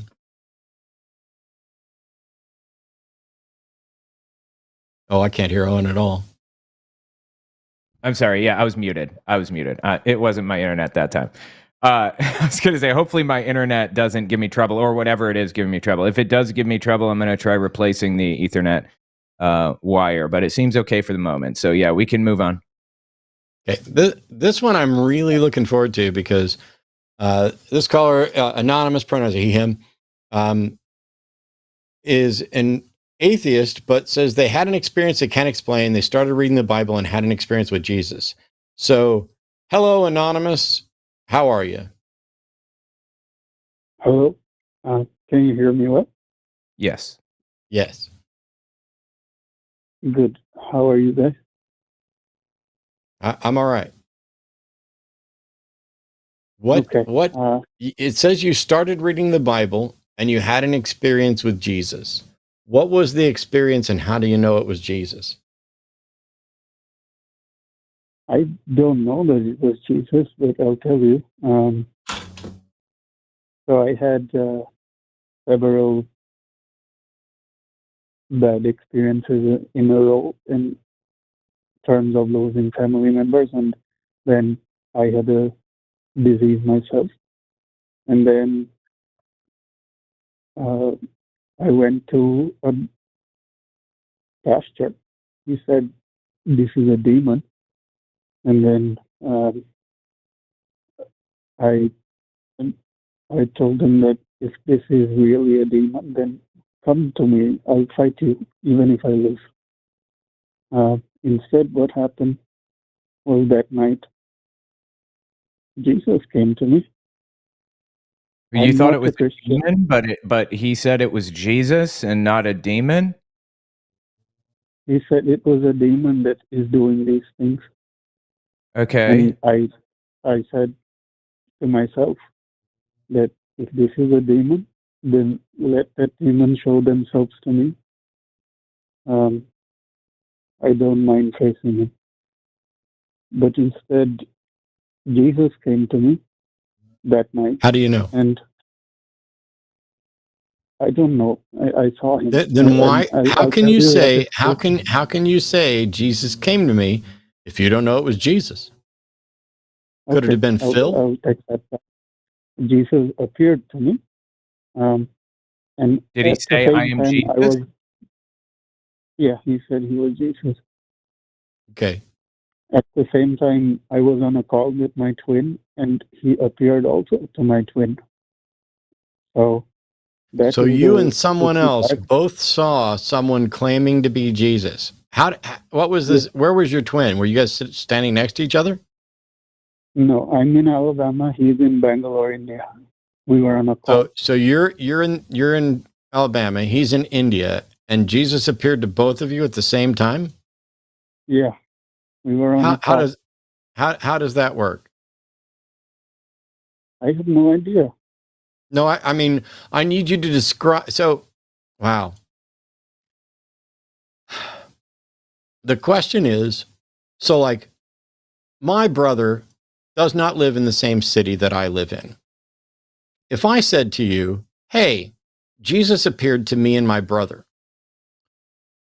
what does that mean? What does it mean to say that two people in completely different countries had the same experience? What I need you to describe, in what way did you see Jesus? I didn't see him. I heard the voice. He said, "I'm Jesus." I thought you said Jesus appeared to you. This kind of apparition appeared. I don't. An apparition. Now you're saying there was an apparition, but it says you didn't see Jesus. So what did you see? The apparition. I don't know what it looks like. It was just a white light. Wait, you saw it and you don't know what it looks like. I don't understand how you can see an apparition and not know what it looks like. It was a white light. That's all I saw. And he saw a white light as well. Did you hear something? Like, what did he say? And how do we know that this white light was Jesus and not, say, a demon or just a hallucination or whatever? I would be inclined to believe that if it was just me. That's why I'm confused. I'm not saying I believe 100% what I saw. I'm confused how two people can experience the exact same thing. Okay, I'm still not sure exactly what you experienced. So a white light appears, you hear what? He said he was Jesus. He said, "Put your faith in me and I'll cure you." And then he said the same thing to my brother. So he told your brother that he'd cure him too, or that he would cure you? No, that he would cure me. He told my brother that he would cure me. So Jesus says that he'll cure you as long as you and your brother put your faith in him? Yeah. Why is that okay. I'll hold off on that. Go ahead, Owen. I'm sorry.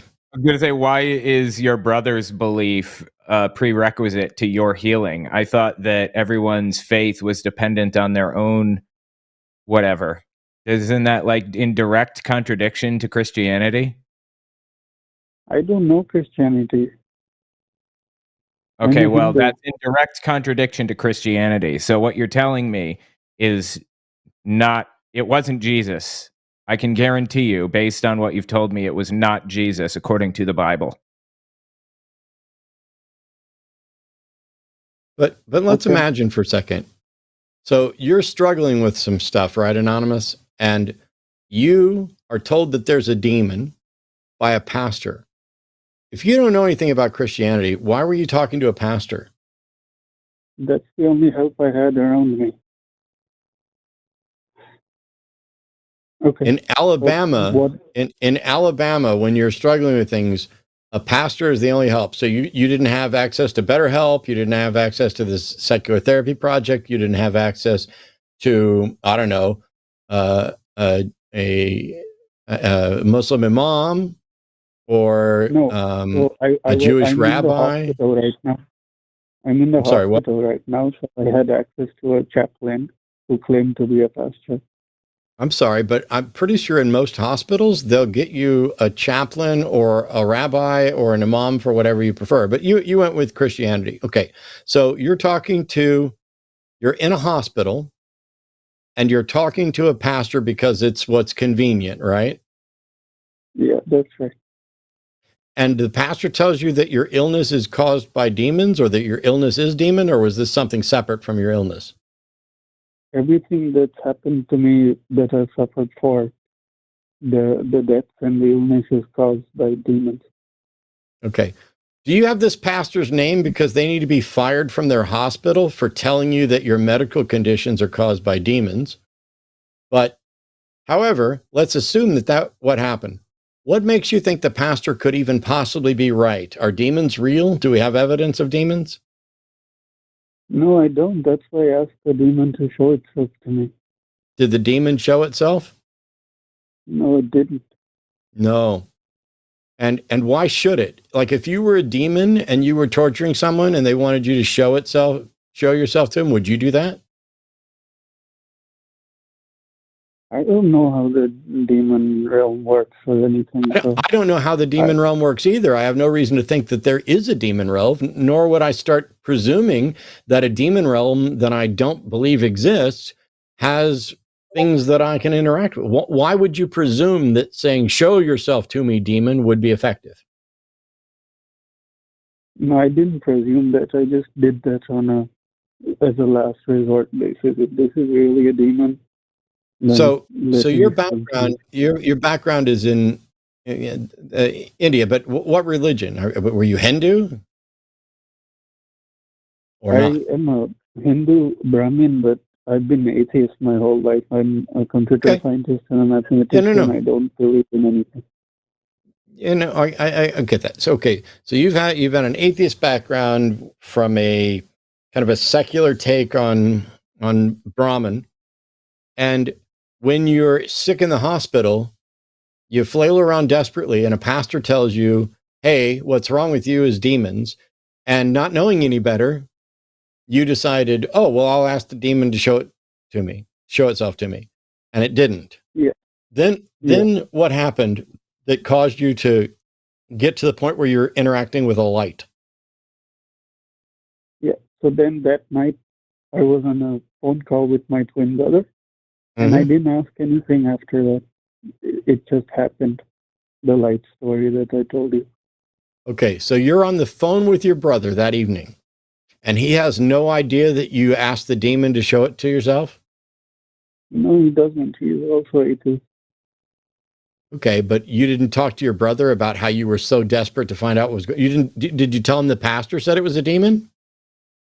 No, I didn't tell him anyone that. He would laugh at me. So your twin, wow. First of all, hi, Brad, I love you. You're the best person I know, and I'm thrilled to have a brother that I can actually talk to.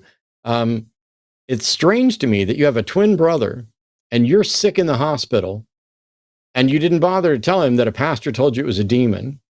And then, while you're on the phone with him, let me see if this is correct. You tell me if I get any of this wrong.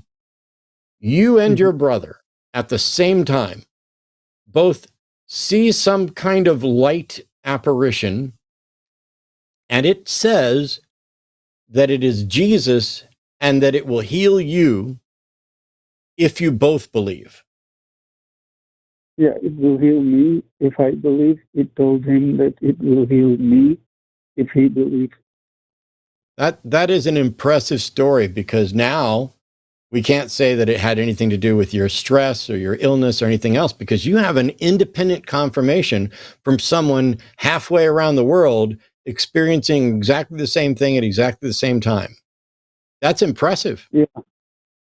Sometimes we say the same thing. Many times we say the same thing. So I'm still in doubt. But this was really spooky. You know, it'd be really cool. Why can you and your brother talk to Jesus again? I've been trying to. He's not said anything back. So he shows up and tells you and your brother to put your faith in him so that he can heal you. Next time, ask him what number I'm thinking of. Okay. I will be your independent I will be your non-compromised test, because I don't know how to say this, Anonymous, but I don't believe you. I do not believe that you and your brother both saw a light and heard a voice that said, "I'm Jesus and I will heal you if you put your faith in me," at the same time on the phone without any discussion or prompting from you at all. Do you want me to have him call the show and tell you? What would that do? I won't believe him either. Okay. I do not believe the story. I believe that there's something in the story that is probably true, and that you are telling the best version of it you have. But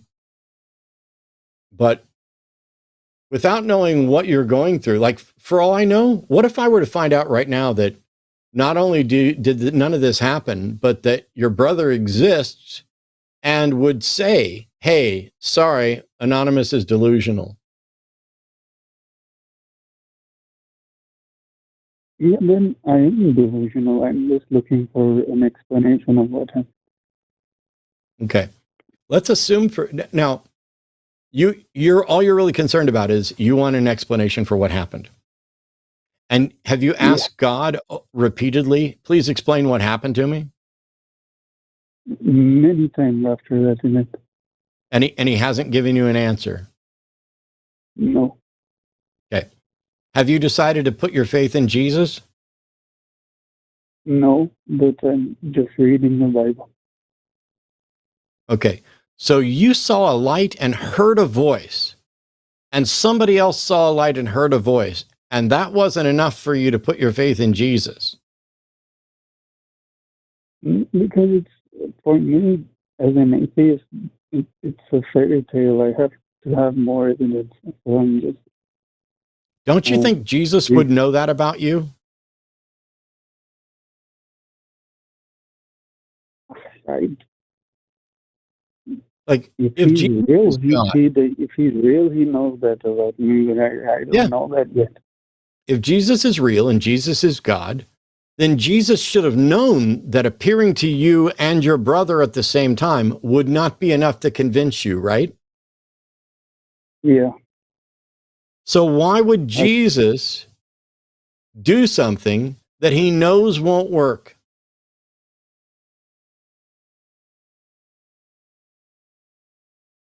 Why would Jesus do something that he knows won't work?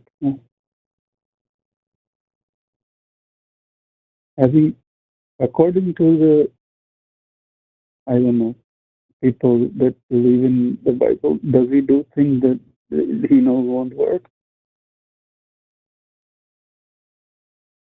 Why would God, like if I was God and I wanted to convince Owen that I'm real and that Owen needs to put his faith in me, I would know exactly what it would take. And I would also know what things would not work. I would know that if I showed up to Owen as a ball of light and said, have faith in me and I will heal you, I would know whether or not that was sufficient. If it's not sufficient, there's no reason for me to do it. And if I'm not willing to do what is sufficient, there's no reason to think that I'm doing anything at all. I would like for you to give yourself a break, take a deep breath, recognize that you are having health issues and you're in the hospital, that you are in doctor's care, and that whether or not there is a God or Jesus or any supernatural force looking after you or not, you need to listen and pay attention to what the doctors say. And if there is a God who wants you to put your confidence and your faith in him, that God can do the bare minimum that should be convincing, because so far he hasn't done what clearly should be convincing to you because it didn't convince you. So unless you think that God can be a miserable failure, then you haven't heard from God yet. And as Owen pointed out, it's inconsistent with the Bible. Right, exactly. What you've described is not consistent with how God works according to the Bible. Your salvation is based on your own actions or belief or whatever, not other people's. So this definitely was not God. It was definitely not Jesus. I would be willing to bet it was just, your understanding of the situation, and it was being produced by chemicals in your brain, if I had to put money on it. Okay. Yeah, okay. Thanks, guys. I'll just think on that. But seriously, right now, Anonymous, focus on your health. Don't try to solve the existence of God or any of that stuff. Just pay attention to the doctors. Focus on what you're actually feeling and experiencing so that you can get good information to them. And I genuinely hope that they're able to correctly diagnose and treat whatever's going on with you so that you can get back to living life. And if there is a God that really wants something from you, it can show up when you're feeling better, when you're not compromised, and when you're able to clearly evaluate information. And he can do a better job of demonstrating that he's real, because so far he hasn't done anything. Okay. Cool. Okay. Thank you. That's all I have. Yeah. All right. For the record, even though that call was anonymous, that individual has in fact called before. And I don't know, with different information, even from a different state, despite it being the same number. And despite that, I don't think that guy is a troll. I don't think he's a fraud. I don't just run around making those assumptions. I think that's a person who's struggling to make sense of things and is both in a weird spot where A, he doesn't necessarily have enough information, and B, he doesn't necessarily have the tools required to evaluate that information. And yet, when you're in a hospital state, I'm going to give a mini soliloquy here. Go ahead. Just the other day before yesterday, actually, I got news that someone close to me has been diagnosed with cancer and is likely going to have to be going in to have lymph nodes removed. Yeah. They're not particularly worried about it. in part because they've got the peace of God on their side. And I understand not being especially worried about stuff like that. I've had open heart surgery and other things. And I, when I got to the hospital, by and large, I wasn't afraid of anything because I'm like, I'm either going to live or die. Either they're going to fix it or they're not. And this is where you come to get better. And so my view of the hospital was very positive. Other people don't have that same view of hospital care, even though they intellectually they know it is the place where you go to get better and it is your absolute best option, but it may not be good enough. And so there's this desperate flailing around. Religions prey upon that stuff. Just yesterday, Arden got news about somebody else that we know who's struggling with health issues. And it was a back-to-back, wow, we're getting pummeled left and right with people that we care about having serious health issues. And so for Anonymous, worry less about the supernatural and more about the natural. Because when you're healthy, it's like if you're kind of half awake and you see a ghost, it doesn't count until you get up, wash your face, shake the cobwebs off, and are clearly awake, and you still see it. That's the first step to beginning to investigate it. And likewise, if you are ill and desperate and fearful and concerned, that is not the time to be exploring the big questions in the universe, even though it will absolutely feel like you need to, and people will encourage you to, and people will throw that type of stuff at you. It's, oh, how do you know you won't die tonight? You better give your life over to Jesus right now. You know, honestly, if myself and Owen, if we were on the phone and I was in the hospital and we both saw a bright light that said, I'm Jesus, and if Matt has faith in me, I'll heal him, and I'm letting Owen know so that there's independent confirmation so that Matt doesn't just think he's delusional. I'm putting my faith in him right then, even if I'm not completely, even if I don't think it's justified, just as a matter of desperation. And then if it turns out I get healed, all of a sudden I'll count that as oh, good job, Jesus, you must be real. And the truth is, none of that is confirmation of a Jesus or a supernatural being or anything else. The data set is too small. The circumstances are problematic. And it's far better to get yourself as healthy as you can, to wake yourself up and wash your face off, and evaluate the experiences in the harsh light of day, with sunshine being the best disinfectant, to shake out the cobwebs and figure out, hey, was this magic or is it still a mystery? Because it's fine to leave it a mystery. Yeah, absolutely. I don't know is an acceptable answer. I'm sorry, go ahead. No, it's okay. I was just going to say, I don't know if you saw the Discord messages. I'd highly recommend you check them before you take caller 94. Okay. Well, let's go ahead and we'll start with Levi. John, hang on. We'll get to you in a moment. But Levi's calling from Colorado, pronouns are he, him. Wants to know how to know if a group's of people's beliefs are negatively affecting them and is looking for some advice. So Levi, welcome. You're on with Owen while I catch up on something. How's it going? Yeah, hi. Good to talk to you. I was just wondering, how I've been going to Magic the Gathering for every Wednesday for the past year or two, and the group was nice and everything, but the leader of the group, who is the most generous, became I don't know. First it was conspiracy theories, and then when we had conversations privately together, he accused me of being anti-Semitic just because I support Palestine. And it went from there even further to where a new couple came to our group, and they had some interesting beliefs. They believed that or at least one of them believes that they're mind flayers invading our reality in Pueblo, Colorado. And the leader of the group was just going along with it, kind of feeding into it.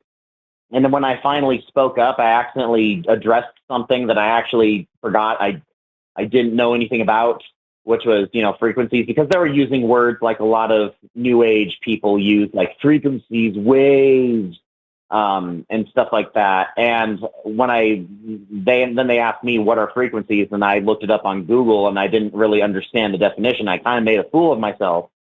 But after that, I've just been kind of hurting because I don't know. This is an issue where I feel like I have this issue where if I am in an argument or if I in a debate, I conveniently forget things and or not know things that I think I know, and maybe that can be corrected through more intense study. I don't know, but yeah, this whole situation has been bothering me, and I wonder if this keeps on spreading and if the guy keeps on gaslighting me and into certain things like that.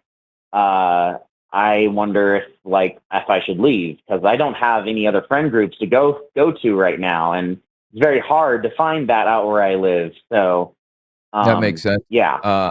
I figure if somebody is shoving something in your face, then you are well within your rights to push back and not allow them to get away with that kind of thing. Like, somebody just can't live their life without making sure everybody around them knows that they like Trump or they like whatever other thing.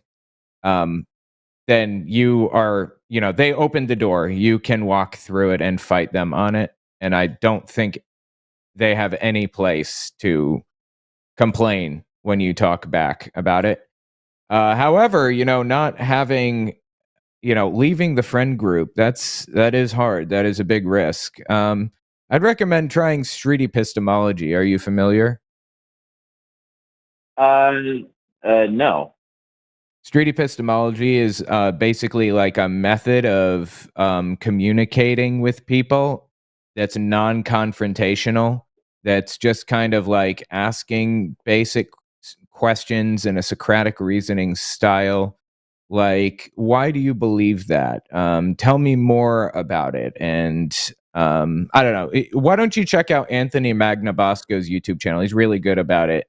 He just stands there and asks people questions on the street about a belief they have. I believe my grandpa's soul is in the bird of this like cardinal or whatever, that kind of thing. And he boils it all down in a non-confrontational way, because when you start getting confrontational, people shut down emotionally. It's called the backfire effect. They don't want to talk about it anymore. They refuse to accept anything that you have to say. They won't listen to any pushback. So if you do it in a very mild-mannered, non-confrontational way, a lot of the time you can change people's minds. So I would recommend checking into street epistemology. It's just a method of argumentation that prevents people from kind of completely shutting down. And maybe that could help. It also makes you look like the good guy when somebody makes an ass of themselves. So. Okay. Yeah. And I've also been, I kind of live with my parents too. So I've been trying to avoid confrontations with them. They're Seventh-day Adventists. And cousin it's really hard. Huh? Seventh-day Adventists, cousin religions with Jehovah's Witnesses. They came from the same place. That's cool. Yeah, pretty much. But sometimes when I get into confrontations with them, I don't even mean to. It's just that, like, sometimes they'll either get triggered at what I say or I get triggered by what they say. And then we just go off into a tangent where everybody's just talking over everybody else. And I end up yelling because I get very defensive with certain things. And I don't know. It's just. Why don't you check out street epistemology? It could be really valuable to you, for real. It sounds like it's just a debate method, an argumentation strategy. And it could be really helpful for that kind of thing. You should write it down. Okay. Street epistemology? Yeah. Street epistemology, yeah. Okay. Hey, Levi, can you see the screen, or are you just on the phone? Oh, I'm on the phone. Okay. Well, I'm pulling up. Well, I can't see it now, but whatever. no, I was going to have a bit of fun because you were talking about Magic the Gathering, and while I haven't played in a number of years, I do actually have decks right next to me. So I was going to make a joke, and I've got the cards to hold it up. And specifically in how you should address this. If you've got 6 colorless mana, I recommend the foil Worm Coil engine with Death Touch and Lifelink that will be replaced by one of each. But if you only have 4, then I'd go with Thrun the Last Troll, because Thrun can't be countered and can't be the target of spells or abilities. So you can just ignore them. But in all seriousness, sorry for the bad MTG jokes. No, that's good. I get it. Magic the Gathering. I've never played it, but I was going through a book on my podcast about Phil Arms, this old anti-Pokemon dude from the 90s, who claimed that one of the spells that you have to cast when playing Magic the Gathering is you have to invite a demon into your body while waving a stick around before you can play Magic the Gathering. That's part of the deal. Is that part of the game? Yes, we sacrifice goats every Wednesday. Yeah, that's totally what happens. No, that's what I heard. Yeah. Okay. Anyway, yeah. So give that a look. Street Epistemology with Anthony Magnabosco. He's the best. He's Okay. really good at doing it. But give it a look, and maybe that can help you. Okay. Awesome.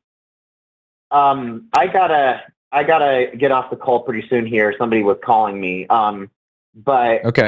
Right before I go, I want to ask Matt Dillahunty, how do you stay in the game this long while answering the same questions over and over and over again without losing your mind? Like, I just want to understand, how do you keep it together? What makes you think I haven't lost my mind? Mm-hmm. I've actually been replaced by clones. I'm kind of like that death coil engine, in that once I got taken out the first time, I was replaced with a new clone that was basically the same. I don't know, man. It's important, and until I die, fighting irrationality and doing what I can to try to make the world make sense, and more people to care about what's true. I don't know how to not do this, but I appreciate it, Levi. Thanks. Yeah. Well, thanks for answering my question, and I wish the best for all of you. So, yeah. Thank you. I appreciate that. Awesome. Yeah. Thanks, Levi. All right. Yeah, it's funny. I get asked, how can you, I don't know. I've done this for 20 years. And I see no insight. And somebody I did an interview with Seth the other day. And one of the comments was that Seth and I are the AARP twins or whatever. And I'm like, give me the benefits before you start saddling me with the thing, because I'm not retired and not drawing retirement. But the other thing was that somebody was like, there are people who think Matt's burned out. I'm not, but there have been people who've been thinking that and warning that since literally the first couple of months that I was involved in this. I remember Jeff D and some others when I started working with the other organization, and I was the president and the librarian and hosting events and managing our social schedule. And it was a lot. And they were like, we really appreciate you being here, but please don't do too much. We'd rather keep you for the long term than have you burn out. And I'm really good at finding my limits. I'm really good at setting my downtime. I know how much time I need away from this to be better at doing it. And part of it is, despite what some people might think, genuinely all I want to keep doing is getting better at having those conversations. And sometimes I fail miserably. Sometimes I will lose my shit. Like just the other night on the show, one of the things that Arden hates, which I also hate, is when I just start yelling for someone to shut up. It goes beyond, absolutely goes beyond what should be happening, especially when I have a mute button. But there's a frustration here where the delay involved is a problem. And the delay is different between me and studio, me and the host, me and the caller, everything. But also, we're in a position where people are consistently refusing to answer the question. And I have to sit here and go, okay, is this caller sincere or are they just a troll? And it's difficult to tell. I'm probably more accurate at spotting it than some of you, but some of you are going to spot it way more frequently than I am. Because I, believe it or not, I'm constantly optimistic, including optimistic with people that I've had absolutely terrible conversations with before. I'm optimistic that maybe this time something will be said slightly different that will give them a different perspective or give me a different perspective. And that maybe then we can move forward.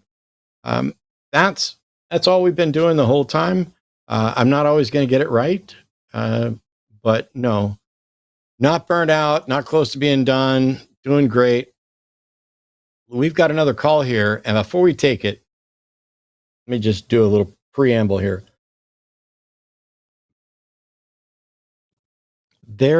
What have we got? We've got about 45 minutes left in the show. This is the only caller that's currently on hold.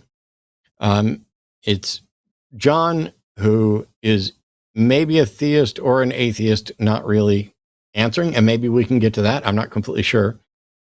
So we'll get to what John's talking about. But here we go. No, I don't have faith in reason. I don't have faith in anything. I have a reasonable expectation based on a proven track record. That's not faith, that's confidence. There you go, Adam. There's the answer to your question. I really want this conversation to go well. And I have to recognize that right from the get-go, both from what I've gotten from the call screener and what I'm seeing here, I am not particularly optimistic that this will go well. So I'll explain to you guys what's going on in my head. Right now, there's a good chunk of me that is trying hard to fight against the presumption that we're about to meet somebody who's not honest or a troll. I can set all that aside and I will begin this call like all the other ones, saying, okay, welcome to the show. What's going on? What do you want to talk about? And seeing if we can have a conversation, get somewhere. Because at the end of the day, if we find something we agree on, and then the point where we disagree, it should be pretty easy to address that and say, you believe this and your reason isn't good enough for somebody else, or Matt's too stubborn, or Owen's, boneheaded, whatever the reason is. But what's frustrating is when we can't even get to that. When the words that are coming out are barely on topic and barely cogent, and I'd like to avoid that. So here's what we're going to do on this one. You're almost here, John, I promise. In just a couple seconds, I'm going to put John live. Welcome to the show. And John, the question I'm going to ask you is, since it doesn't really say here, what did you want to talk about today? It does say something. And then after you tell us what you want to talk about, Owen can start in getting clarification from you so that maybe we can have some kind of conversation. Because I want this to work. If you think I show up every week just so we can get Baba buoyed left and right for a couple hours, I have way better things to do with my time. But I stay because every now and then there's a great conversation, and every now and then even somebody who I once wrote off or suspected of being awful has a change, and I'm cautiously optimistic, and that's how I keep doing it after all these years. So, John's calling from Illinois. We're not sure if he's a theist or an atheist. It may not matter depending on what he wants to talk about. But John, you're on the show with Owen and Matt. How are you? And what's your point you wanted to get to today? I would first like to say I've been listening on the phone. I am unfamiliar with your show. I'm walking in cold. I'm not familiar with you guys at all. I'm a little bit nervous. I shouldn't be. I don't talk on the radio or on talk shows or on this type of thing ever. I've been living like a hermit for many years, and you'll understand why shortly. I would first like to say I am 54. I'm a retired United States Air Force firefighter. And thanks for your service. Prior to you, thank you for appreciating it. I have had I was in for 8.5 years. I was in the Navy. Never mind. No, go ahead, Matt. What were you saying? Did I Matt, or get did you disconnected? need John? Keep going, John. Okay. All right, I need to, out of the gate, here we go. Are you familiar with who Patrick Stewart is? Yes. Patrick Stewart is most famous for being Captain Jean-Luc Picard in Star Trek The Next Generation, the movies, and his own streaming show on CBS, I think it is. He might be more famous for being Charles Xavier in the X-Men, but it's a toss-up. I'll give you that. I'll go with Picard. But yes, not only do I know of him, I'm a fan and respect him. How is that relevant to what we want to talk about today? All right. This is how it's relevant to what we're going to talk about, or what I would like to share. You guys can choose what it means to you. Patrick Stewart was born in 1940. He was born and named 26 years before the original Star Trek aired on TV in 1966. Yet, the future fact of what he would become most famous for was encrypted and encoded into his name, or that is why he was chosen for the role, whether people were consciously aware of it or not. Hey, John. You can turn the W. Now listen. You can turn the W. No, John. And Stewart. John. Yes. I apologize. There's a delay, so it makes it a little difficult. We are going to have to interrupt you. I promise it's not being rude. We have questions that are going to need clarification. If I just let you tell your entire story, which is I know what a lot of people like to do, it makes it way too difficult to address specific parts of it. So you're saying understand. That you can use all the letters in his name to spell out hang on. When you say you understand, let me finish my thought. I clearly interrupted you. I would like to finish that thought, and then we can get back to it. When you say that something was encoded in Patrick Stewart's name when he was born, that either yes, sir, that either demonstrated how do we tell whether he was picked for the job because of what was encoded in his name, or if something was encoded in his name because he would get that job? How do we tell the difference between those? We can't. Okay. Unless somebody admits that they chose him for the job because they knew all the letters in his name spelled out, I'm Star Trek Cap. Cap is abbreviation for captain. Yeah, sure. So you're saying, not even encoded, you're just saying Patrick Stewart is an anagram for I am Star Trek Captain. Yes, the same way that... Do you know what Britney Spears is an anagram for? What is? Britney Spears. I'm unfamiliar with this one. Go ahead. You know who Britney Spears is, though, right? Yes. Okay. Britney Spears' name is an anagram for Presbyterians. What does that tell us? I don't know. Did she come from a family of Presbyterians? I don't know. But you're the one that's talking about there's some significance in an anagram to somebody's name, and you see a connection between two things. Well, I've shared one example. I'm aware of thousands. So all you've done is said that somebody's name is an anagram for something. And so I guess my question is, what does that demonstrate? Because there are anagrams are just fun ways to rearrange people's words, but also you can do it with people's names. And so are you suggesting that somebody knew and predicted and they specifically picked this name so that he would be the Star Trek captain? Or they were subliminally influenced to pick him for the role? Or it's a coincidence, right?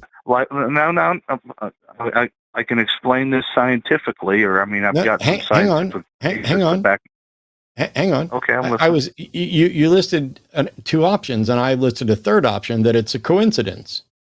How do you rule out that option? There are too many coincidences for it to be coincidences.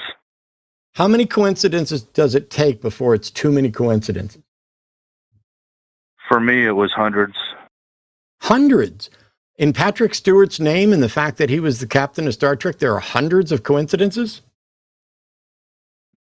Patrick Stewart isn't the only name in existence. No. I'm asking about Patrick Stewart. You don't get to... I'm asking how you know that is not a coincidence, and you're saying there's two. I'm sorry, you got to listen to me.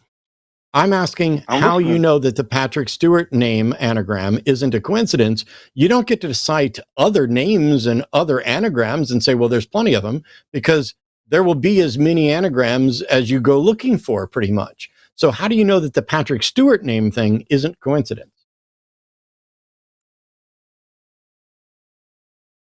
That's an awful weird, specific coincidence.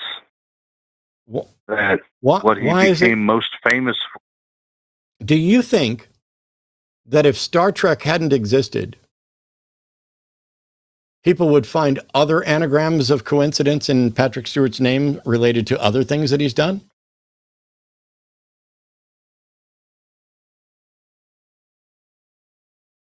That's an awful hypothetical. I'm not. No, it's not. It's not a hypothetical. It's not a hypothetical. It's not a hypothetical. It's a question. You're suggesting that this is a rather strange coincidence, and you want to write it off as not a coincidence. And you tried to write it off as not a coincidence because there are too many, but we won't let you cite things out of Patrick Stewart. And what I'm saying is, if it hadn't been for Star Trek, would it be possible for people to find anagrams in Patrick Stewart's name that apply to other things that he's done? Yes. Cool. So if that's possible, how many different anagrams do you think we could make from Patrick Stewart's name? More than one that would be applicable, relevant, and could probably apply. Cool. I just stopped with that one example as being something that was probably the most relevant for what he's famous for, which is why I didn't really look too deeply into other anagrams for his name. But it's not real. I don't know if it really qualifies as an anagram for his name, because you have to turn the W in Stewart upside down to make it look like an M in order for it to use all the letters in his name to spell out, I'm Star Trek capped. Okay, so now we're getting to the point, because I have the Internet Anagram server open right now. There's if you go to wordsmith.org, there's a way where you can type something in and get anagrams. And it was funny for more than 20 years, or close to 20 years. So I'm familiar with it. It's awesome. I can tell you've been using it. The problem is, I think you've been abusing it, because if I go through and I do anagrams for Patrick Stewart, there's a bunch of stuff there that we can see. It wouldn't be hard to find some way to spend one of these to be relevant to something else he's done. I'm not going to necessarily scroll through and read all of them, but I was noticing that the letters that you included in your anagram don't actually exist here. And now you've acknowledged that in order to make it work, you've had to turn a letter upside down. What's the justification for allowing you to turn a letter upside down or sideways or any way else other than what it is? Because now it's not an anagram. It's an anagram where you've manipulated something else. And if you allow me to do that, wouldn't I be able to find even more things like X-Men? Well, not X, because there's no X in there, but if you allow me to turn the W into an M,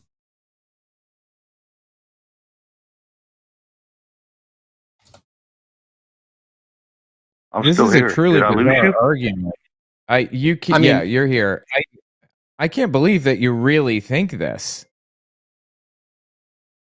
Like, if you allow me to turn the W into an M, you've got Rampart's ticket, you've got attackers at RPM.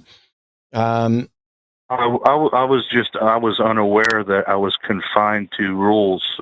I was unaware that I was not permitted to do this. John, I'm not saying you're not permitted to do it.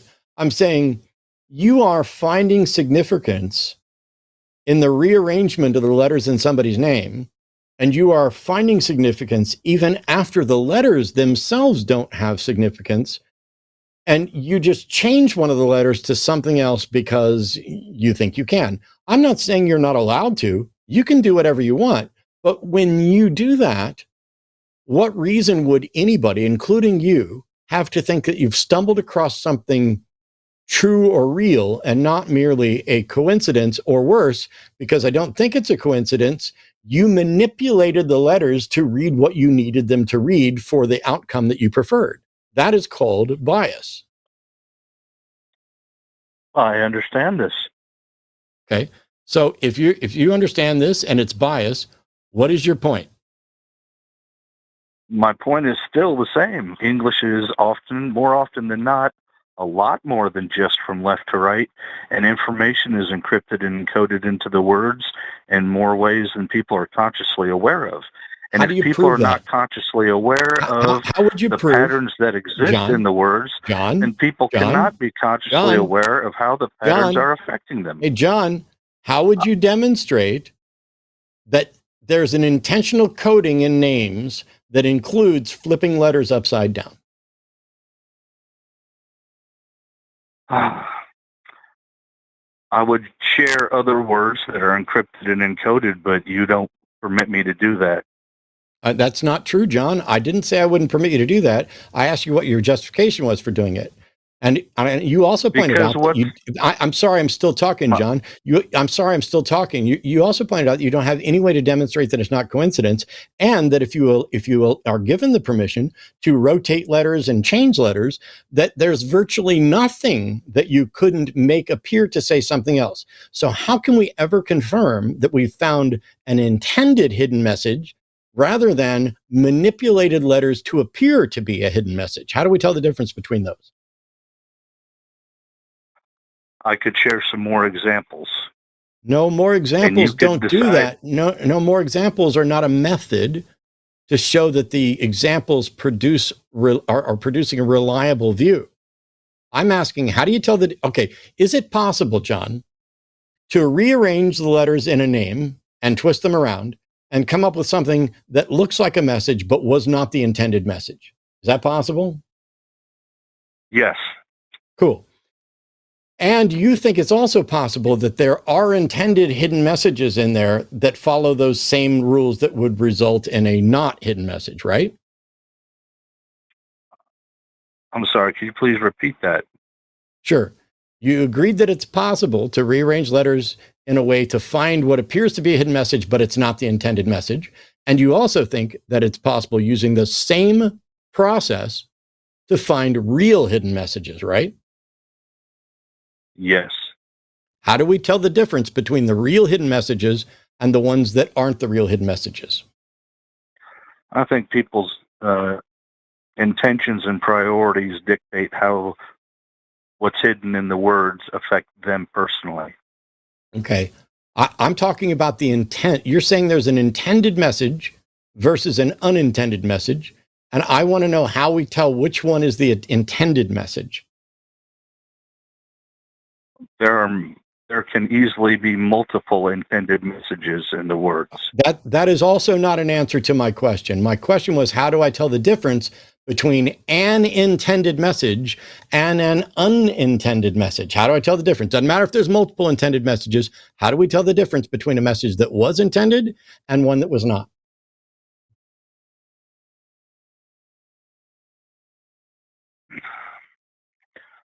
I can share an experience I had with you. I'm sorry, John. I'm asking for a method. I'm answering John, I'm going to answer your question. You're not answering. You're not answering the question. I'm going to answer your question. No, John, you're not answering the questions. I need you to tell me how to tell the difference between an intended message and an unintended message. I don't need a story from your life or your personal experience, because no story from your personal life or your experience qualifies as a method for telling the difference between an intended message and an unintended message. So give us the method by which we can tell the difference between an intended message and an unintended message. In 2008, I rearranged the letters in Joseph Robinette Biden. Okay, I put you on mute. I do not need you to tell me a story of what you did. I do not need you to give me green eggs and hams. I do not need you to continue with your further delusions. I need you to demonstrate how we, Owen and I, or you, or anyone, can tell the difference between Patrick Stemart's name being an intentional message about being, I am Starfleet Captain, what Star Trek Captain, whatever, and it being not the intended message. That's the only thing I care about. This conversation will not move forward with anything else that you have to say until you first give us the method by which we can determine whether or not a message that you claim was intended was in fact intended or was in fact not intended. That's what I need you to answer, and that's it.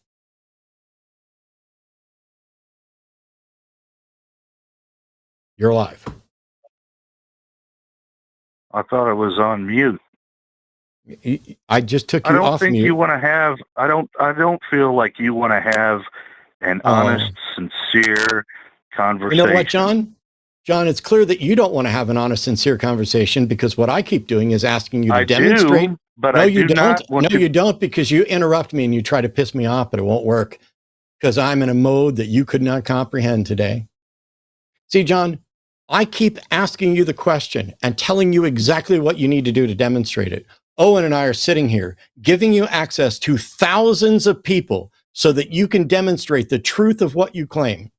And instead of doing it, even when I stop talking, give you the entire platform and say, here's what you need to do. Instead of doing it, you just fucking whine and pretend that we are not interested in the actual truth when I'm literally asking you. So, John, I'm going to unmute you in a moment. And when I do, you need to say, here's how you tell the difference between an intended message and an unintended message, and then give us that method. If any other words depart your mouth, we're going to have to revisit this again. So here we go. I'm going to unmute you. Remember, what you need to say is, Here is how you find if it was an intended message or not. Cool. Thank you. You find it in the words, and you wait until it happens at a later point in time. Just like I did 12 years before. No. You've already acknowledged, John, that it's possible for unintended messages to appear correct. So if your method is to find this message and then wait for it to happen, you have not verified that the message was intended. You have only verified that the message is consistent. The question was, how do you verify it was intended? That's what we're looking for. You can't say, well, if it comes true, then it was intended. That is fallacious, especially after you've already acknowledged that a number of different things could come through, especially if you're allowed to change the letters. So once again, I'm going to unmute you, John. How do we tell? Write down N-word on a piece of paper. I'm sorry, you were still muted and you were just talking the whole time you were fucking muted. John, how can we tell? Wasn't. Yeah, okay. You were, when I took you off mute, you were already in mid fucking sentence, John. So here you are, now you're off mute. How do we tell the difference between a message that is consistent with an observed fact later that was intended and one that was unintended? That's the question. I can provide you with short word examples. Would this be helpful? No, that's not a method for telling whether or not something is intended. Can you let me talk for 30 seconds? John, please. I tell you what. I promise, I'm getting ready to start a stopwatch. I promise I will let you speak for 30 seconds with a couple of conditions, because we just don't turn the show over to anybody. And one of the conditions is I appreciate it. Would you stop fucking talking until I tell you what the conditions are? Thank you. Don't say anything racist, bigoted, hateful, etc., anything like that at all. I will immediately cut you off. I will give you 30 seconds. And when that 30 seconds is over, if you have said anything at all that either Owen, myself, or chat, actually, we'll put a poll up in chat here in a second. If you've said anything at all that myself, Owen, or chat thinks is edifying and gets us closer to understanding the intended message, I will give you an additional 30 seconds. Does that sound fair? That sounds fair, but I don't know if you'll interpret what I'm trying to share as being relevant. Okay. I would think you would, but I'm not sure. Well, does this count as my 30 seconds? It's up no, to it doesn't count as your 30 seconds. All you had to do was say, yes, that sounds fair. Because giving giving you more than Yes, 30 that seconds. sounds fair. Good. Are you ready to begin your 30 seconds? Yes or no? Certainly. Thank you. I Okay. shall start now You can if it's okay with begin. you. You can begin your 30 seconds, and I will start the stopwatch now. Thank you. The phrase N-word is a phrase that is used to refer to a derogatory slang term that is used to insult or describe brown people. If you write down N-W-O-R-D on a piece of paper, hold it up to a mirror, a lowercase d in the mirror looks like a lowercase b. So in the mirror, N-word is the word brown. There is an example of how English makes sense from right to left, and another example. Here's a funny example. Nope, I've muted you now. I gave you 30 seconds, and now chat's going to vote. And if you get more than 8% of the vote, that's it, more than 8% of the vote over the next 2-3 minutes, we'll let you continue. Because quite frankly, John, if you're serious, I think you're in need of psychiatric help. And I don't mean that in a negative way. All of us are in need of psychiatric help. But you are a pattern recognition machine gone crazy, because I gave you the opportunity and you were like, oh, let me tell you about N-word and how it applies to brown, reading left to right and everything else. I mean, you weren't offensive. Cool. But you've seen a pattern. And the question that I'm going to ask, I'm going to unmute you, John. Let's assume that because you could hold N-word up to the mirror and it reads as brown, I'm going to ask you a very simple question. What message should we take from that fact? That's question number one. Number two, how do you know it was intentional? And number three, does it work in other languages? Here we go.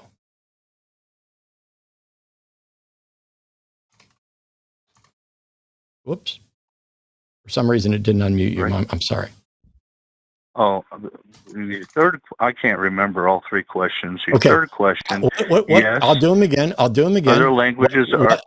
I'll do it again. What message should we get from that connection between N-word and brown? That perhaps other words are encrypted and encoded as well. No, John, you haven't demonstrated that that word is encrypted and coded. You haven't demonstrated that that's anything more than coincidence. You don't get to use something that might be a coincidence to argue that it's not and other things aren't as well. So what message should we take from that? Well, when I started looking at words different ways, I took it as, well, then perhaps other words are encrypted and encoded in other ways than just reading them from left to right. And I found many other examples of this. Yeah, yes, because John, here's a curious thing about the English language. Some of the letters are mirror images of them, and the letters can be arranged in a number of different ways to make sense. And there are going to be coincidences. The point here is that you need to demonstrate the difference between this is a coincidence and this is intended. Let me ask you this. If we assume, okay, I'm listening. If we assume that N-word was intended to be brown when viewed backwards, who intended that and why? I would say perhaps the people that made the word, if they were consciously aware that they were doing it. Maybe they were not consciously aware that they were doing it, because we are not consciously aware of all our internal processes. John, if somebody is not aware that they're doing something, does that mean it's intentional or unintentional? It could still be intentional if they're not the ones in command of all their own faculties. No, sir, that's not true. If you're not doing it, that means you are not intending, and you are not intentionally putting a message in there. A message that happens without intent is coincident. You cannot claim that someone could unknowingly, intentionally create that. We may not agree on that point. Yes, we may not agree on the okay. simple... No, it's not okay, because we don't agree on the simple fucking definitions of words or the nature of coincidence or the nature of intent. Here, for what reason would someone have to invent inward specifically so that in a mirror it's brown? What's the reason for that? Conditioning, like Pavlov's dogs were to the bell, to elicit involuntary reactions and responses. Go away, John. Go away, John. Get some help. That was way more. He never got over 6%. And I'm embarrassed at the 6% of you motherfuckers that gave that guy a yes. I already let it go on too long. That was fucking wild. I can't believe that this was real. Like, I've been saying this for a while. Anytime there's some crazy thing that happens or some crazy belief, I always say 7% of the United States believes chocolate milk comes from brown cows. And I guess that was one of the guys. I've even come it's up a coincidence. With, I didn't know that number, but I picked 8% because I was worried that 7% of people might just believe just about anything. And it turns out not only is that something that Owen references, I didn't even know Owen referenced it. And yet we got it right. How's that, John? That's a coincidence. Well, it has to be a coincidence because I didn't intend it and Owen didn't intend it. Oh, wait, you think it could have been intentional? Like I intentionally picked that for the reason that somebody would interpret the message as if I was paying homage to Owen's statement about 7% of people in brown milk. Chocolate milk, That's not brown rough. milk. Inward milk, evidently, in the mirror. Right. And what is wrong with this? Who invented the word N-word? I mean, I know the origins of the actual N-word, but the word N-W-O-R-D, I don't understand how, who invented that? That was just something that people started saying. How is there intent in there at all? Yeah, it's not even a word. There's N-word, R-word, T-word, S-word. These are words that you're basically saying, I'm going to use a letter and this word to describe something else. It is bizarre. Well, I went ahead and hung up on John because I thought we had another caller calling in from Turkey, but I guess I counted my callers before they hatched. So, Arden, do we have announcements again to run through of exactly what's going on? So is it December 7th? That's the Sunday that we're going to shift the Sunday show to 1 p.m. start time. So 1 hour earlier than it is now. What other news and information do we need to get out to folks? I mean, the LineCon that you all either attended or missed happened this past Saturday, our 4th ever LineCon, and we have our 5th one will be free to anyone in the audience who wants to participate in it. You do have to go join our Patreon membership, but there is a free tier where you don't have to pay anything. So as long as you are a part of our patreon, patreon.com/calltheline, you will get access to December's LineCon totally free. So you can get plugged in for that. But yeah, then we can just hit the shows real quickly while the next call queues up. Again, we're going to dump you over to Calling It Now with Jimmy Snow and Javon. After the show, if you stay in the chat, it'll automatically send you over there. Forrest Valkai and John Gleason will be back right here at 7 p.m. Central Time for the After Dark show. John Gleason will be back with Paula Gia for Skeptalk tomorrow. Erica Gutsick Gibbon and Taylor Skeptical Heretic on Chewed Gum this Tuesday. Matt will be joined by Jim Barrows on Wednesday for the Hang Up. And then we have Thonks Gorving. We'll probably do like some sort of casual Jackbox games or something fun and silly like we did last year. Really lighthearted, and all the hosts will be invited to participate in that. So yeah, keep your eyes out for all that stuff. And that's all I got. Who's on Sunday Show After Dark tonight? It's Forrest John Gleason, Forrest and John. And John's also on Skeptalk on Monday. Look, I get it. The government was shut down, and John had extra time on his hands. But do we really got to put John on every fucking show for the next 24 hours just because he had some time off due to a government show? Of course we do. Why wouldn't you? tune in and watch John tonight and potentially tomorrow. There's a call coming through the screening room right now that's actually somebody I spoke to on Wednesday.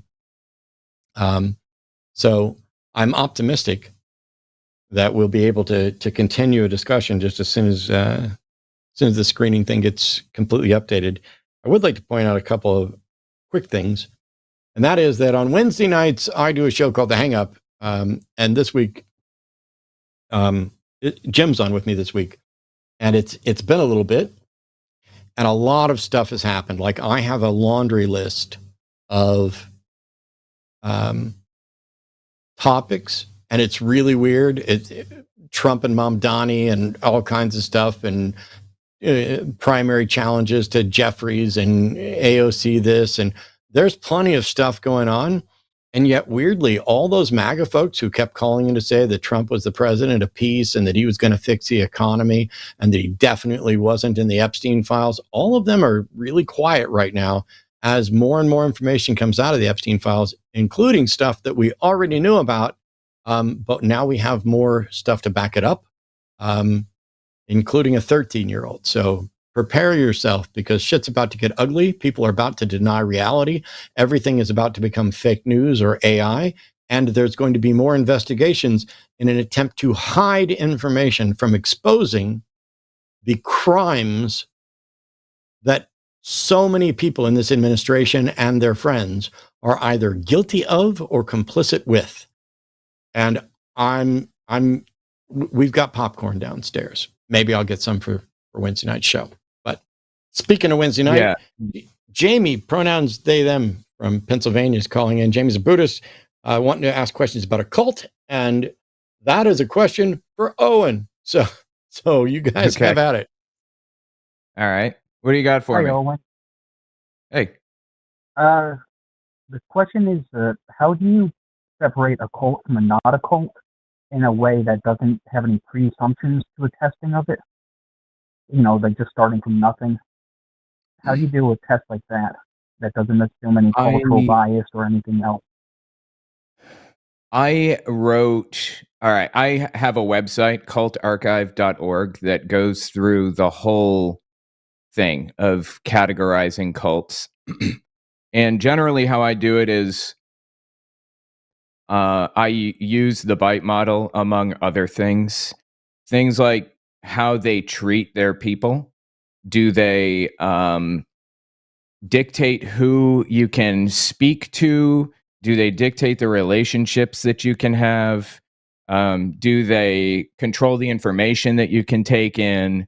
Things like that. And it gets more complicated than that. It's almost like an axis of whether it's decentralized or if it's focused on a single individual. Like Jehovah's Witnesses don't focus on a single individual as like the head of their belief system, but they have a very strict hierarchical setup where they control everything from the top down. The Trump movement, the MAGA movement, is very decentralized and not hierarchical at all, but they focus on a single individual as their single source of truth, Donald Trump. So that's generally how I categorize cults. I know you specifically asked about how it is independent of cultural, values or whatever other thing. But yeah, that's generally how I do it. Okay. That makes sense. And it does make sense, but I think it has overlap with other things that makes it makes it like it would not work every time. Can you elaborate? I wrote out this model that I use, and if there are holes in the model, then I would like to fill those holes. So, what do you see? Any holes? Dictatorship could be like that, but not a cult. A gang could be like that, but not a cult. Dictatorships, gangs, families, things like that. Yeah. Families are one of the main examples. But again, like, this is very complicated, and I drew all of this out on my website, cultarchive.org, and I covered a lot of these examples. fascist dictatorships specifically, not authoritarian, but fascist dictatorships require a cult of personality.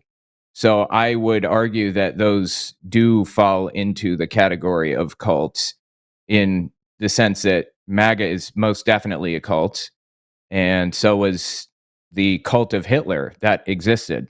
Fascist dictatorships require a cult. Also, gangs absolutely can be cults, 100%.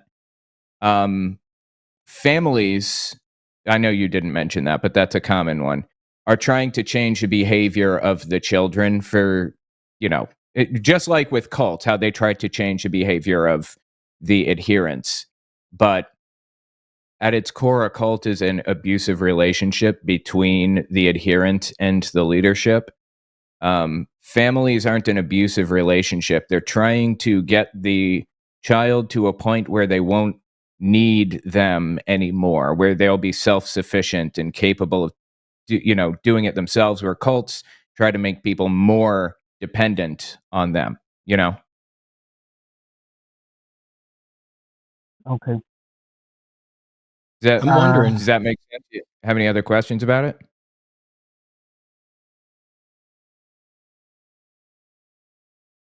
I didn't disconnect, did I? I don't. Okay. I was going to ask something about demonstrating things, but I can't really think of a good way to form the question. Okay. Well, like I said, if you want to learn more about cults, cultarchive.org, and you can go through the historical ratings of different cults, like have Heaven's Gate on there, and it talks about why they are rated as a cult, and got like 50 questions. You can take a test and everything. It's pretty elaborate. I'm proud of it. I have questions if you guys have covered that enough. Okay. Does it matter whether or not something technically qualifies as a cult under some particular definition? I don't know what we get out of actually naming it, labeling it, that we can't get out of just saying, A, this isn't true, and B, this is problematic in its methods. I'm not quite sure what we technically get out of it. It's a cult. I totally agree that it's not really valuable to call something a cult, but when I refer to something as a cult, it makes people ask, why do you think that? Which opens it up to me explaining all of the destructive qualities that kind of fall into that category, controlling people's information flow and relationships and all of the other stuff. So it's not really valuable to label things a cult, and sometimes it leads to a backfire effect, but it's useful in the sense that it opens a conversation for people to recognize when something is harmful, I guess. That's my reasoning for using it. I was going to add one thing. Okay. The problem with if something is a cult and somehow, who knows how, it's actually true, that means you might have a fight on your hands, because that means that means it would be a dangerous cult. Not all cults are dangerous, though. Yeah, but I'm saying if your religion's actually true and you are in a violent cult, that would worry a lot of people. You say, can you repeat the last part one more time?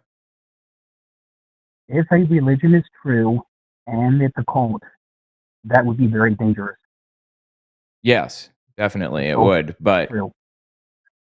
Yeah, 100%. If it were true, but we have no reason to think that any of this stuff is true, right? And cults are dangerous anyway on their own.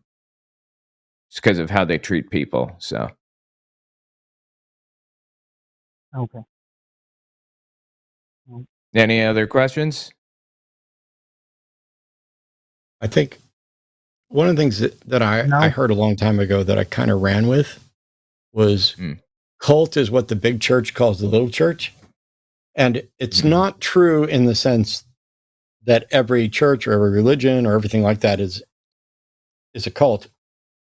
It's not true, specifically with respect to the bite model and some technical definitions of cult. But it is true in the sense that the likelihood that a problematic religious package of beliefs will be viewed as a cult, irrespective, or even a problem, irrespective of what technical definitions it fits, seems to be largely about its popularity. There are some exceptions, like, for example, the Moonies probably didn't think they were in a cult, but everybody else called, the Reverend Sangha Moon and his followers essentially called that a cult. And for people like in Guyana with Jim Jones and stuff, they probably didn't necessarily view themselves as a cult early on, but I'm pretty confident that the handful of survivors would freely recognize now that, in fact, they were involved in a cult. There's a few great documentaries that I've watched on Netflix. There's one of them I've watched multiple times, and I've forgotten the name of the cult, but it was located here in Austin for a while, and they were producing operas, and they had a house with all kinds of animals and peacocks, but it was, as you'd expect, all about sex. And there's some great documentaries covering these things. I would say that for me, when people make appeals to personal experience and expect you to accept the conclusions, that's a problem. When people are saying, ooh, this will solve all of your problems with zero demonstration that it will, that's a problem. When somebody says, you need to put this ahead of yourself, that's potentially a problem as well. But it's not always a problem. There are times when I'm willing to and should, and it's in the best interest of everybody involved, to put somebody else's interests ahead of my own. This is what parents frequently do. This is what military members frequently do.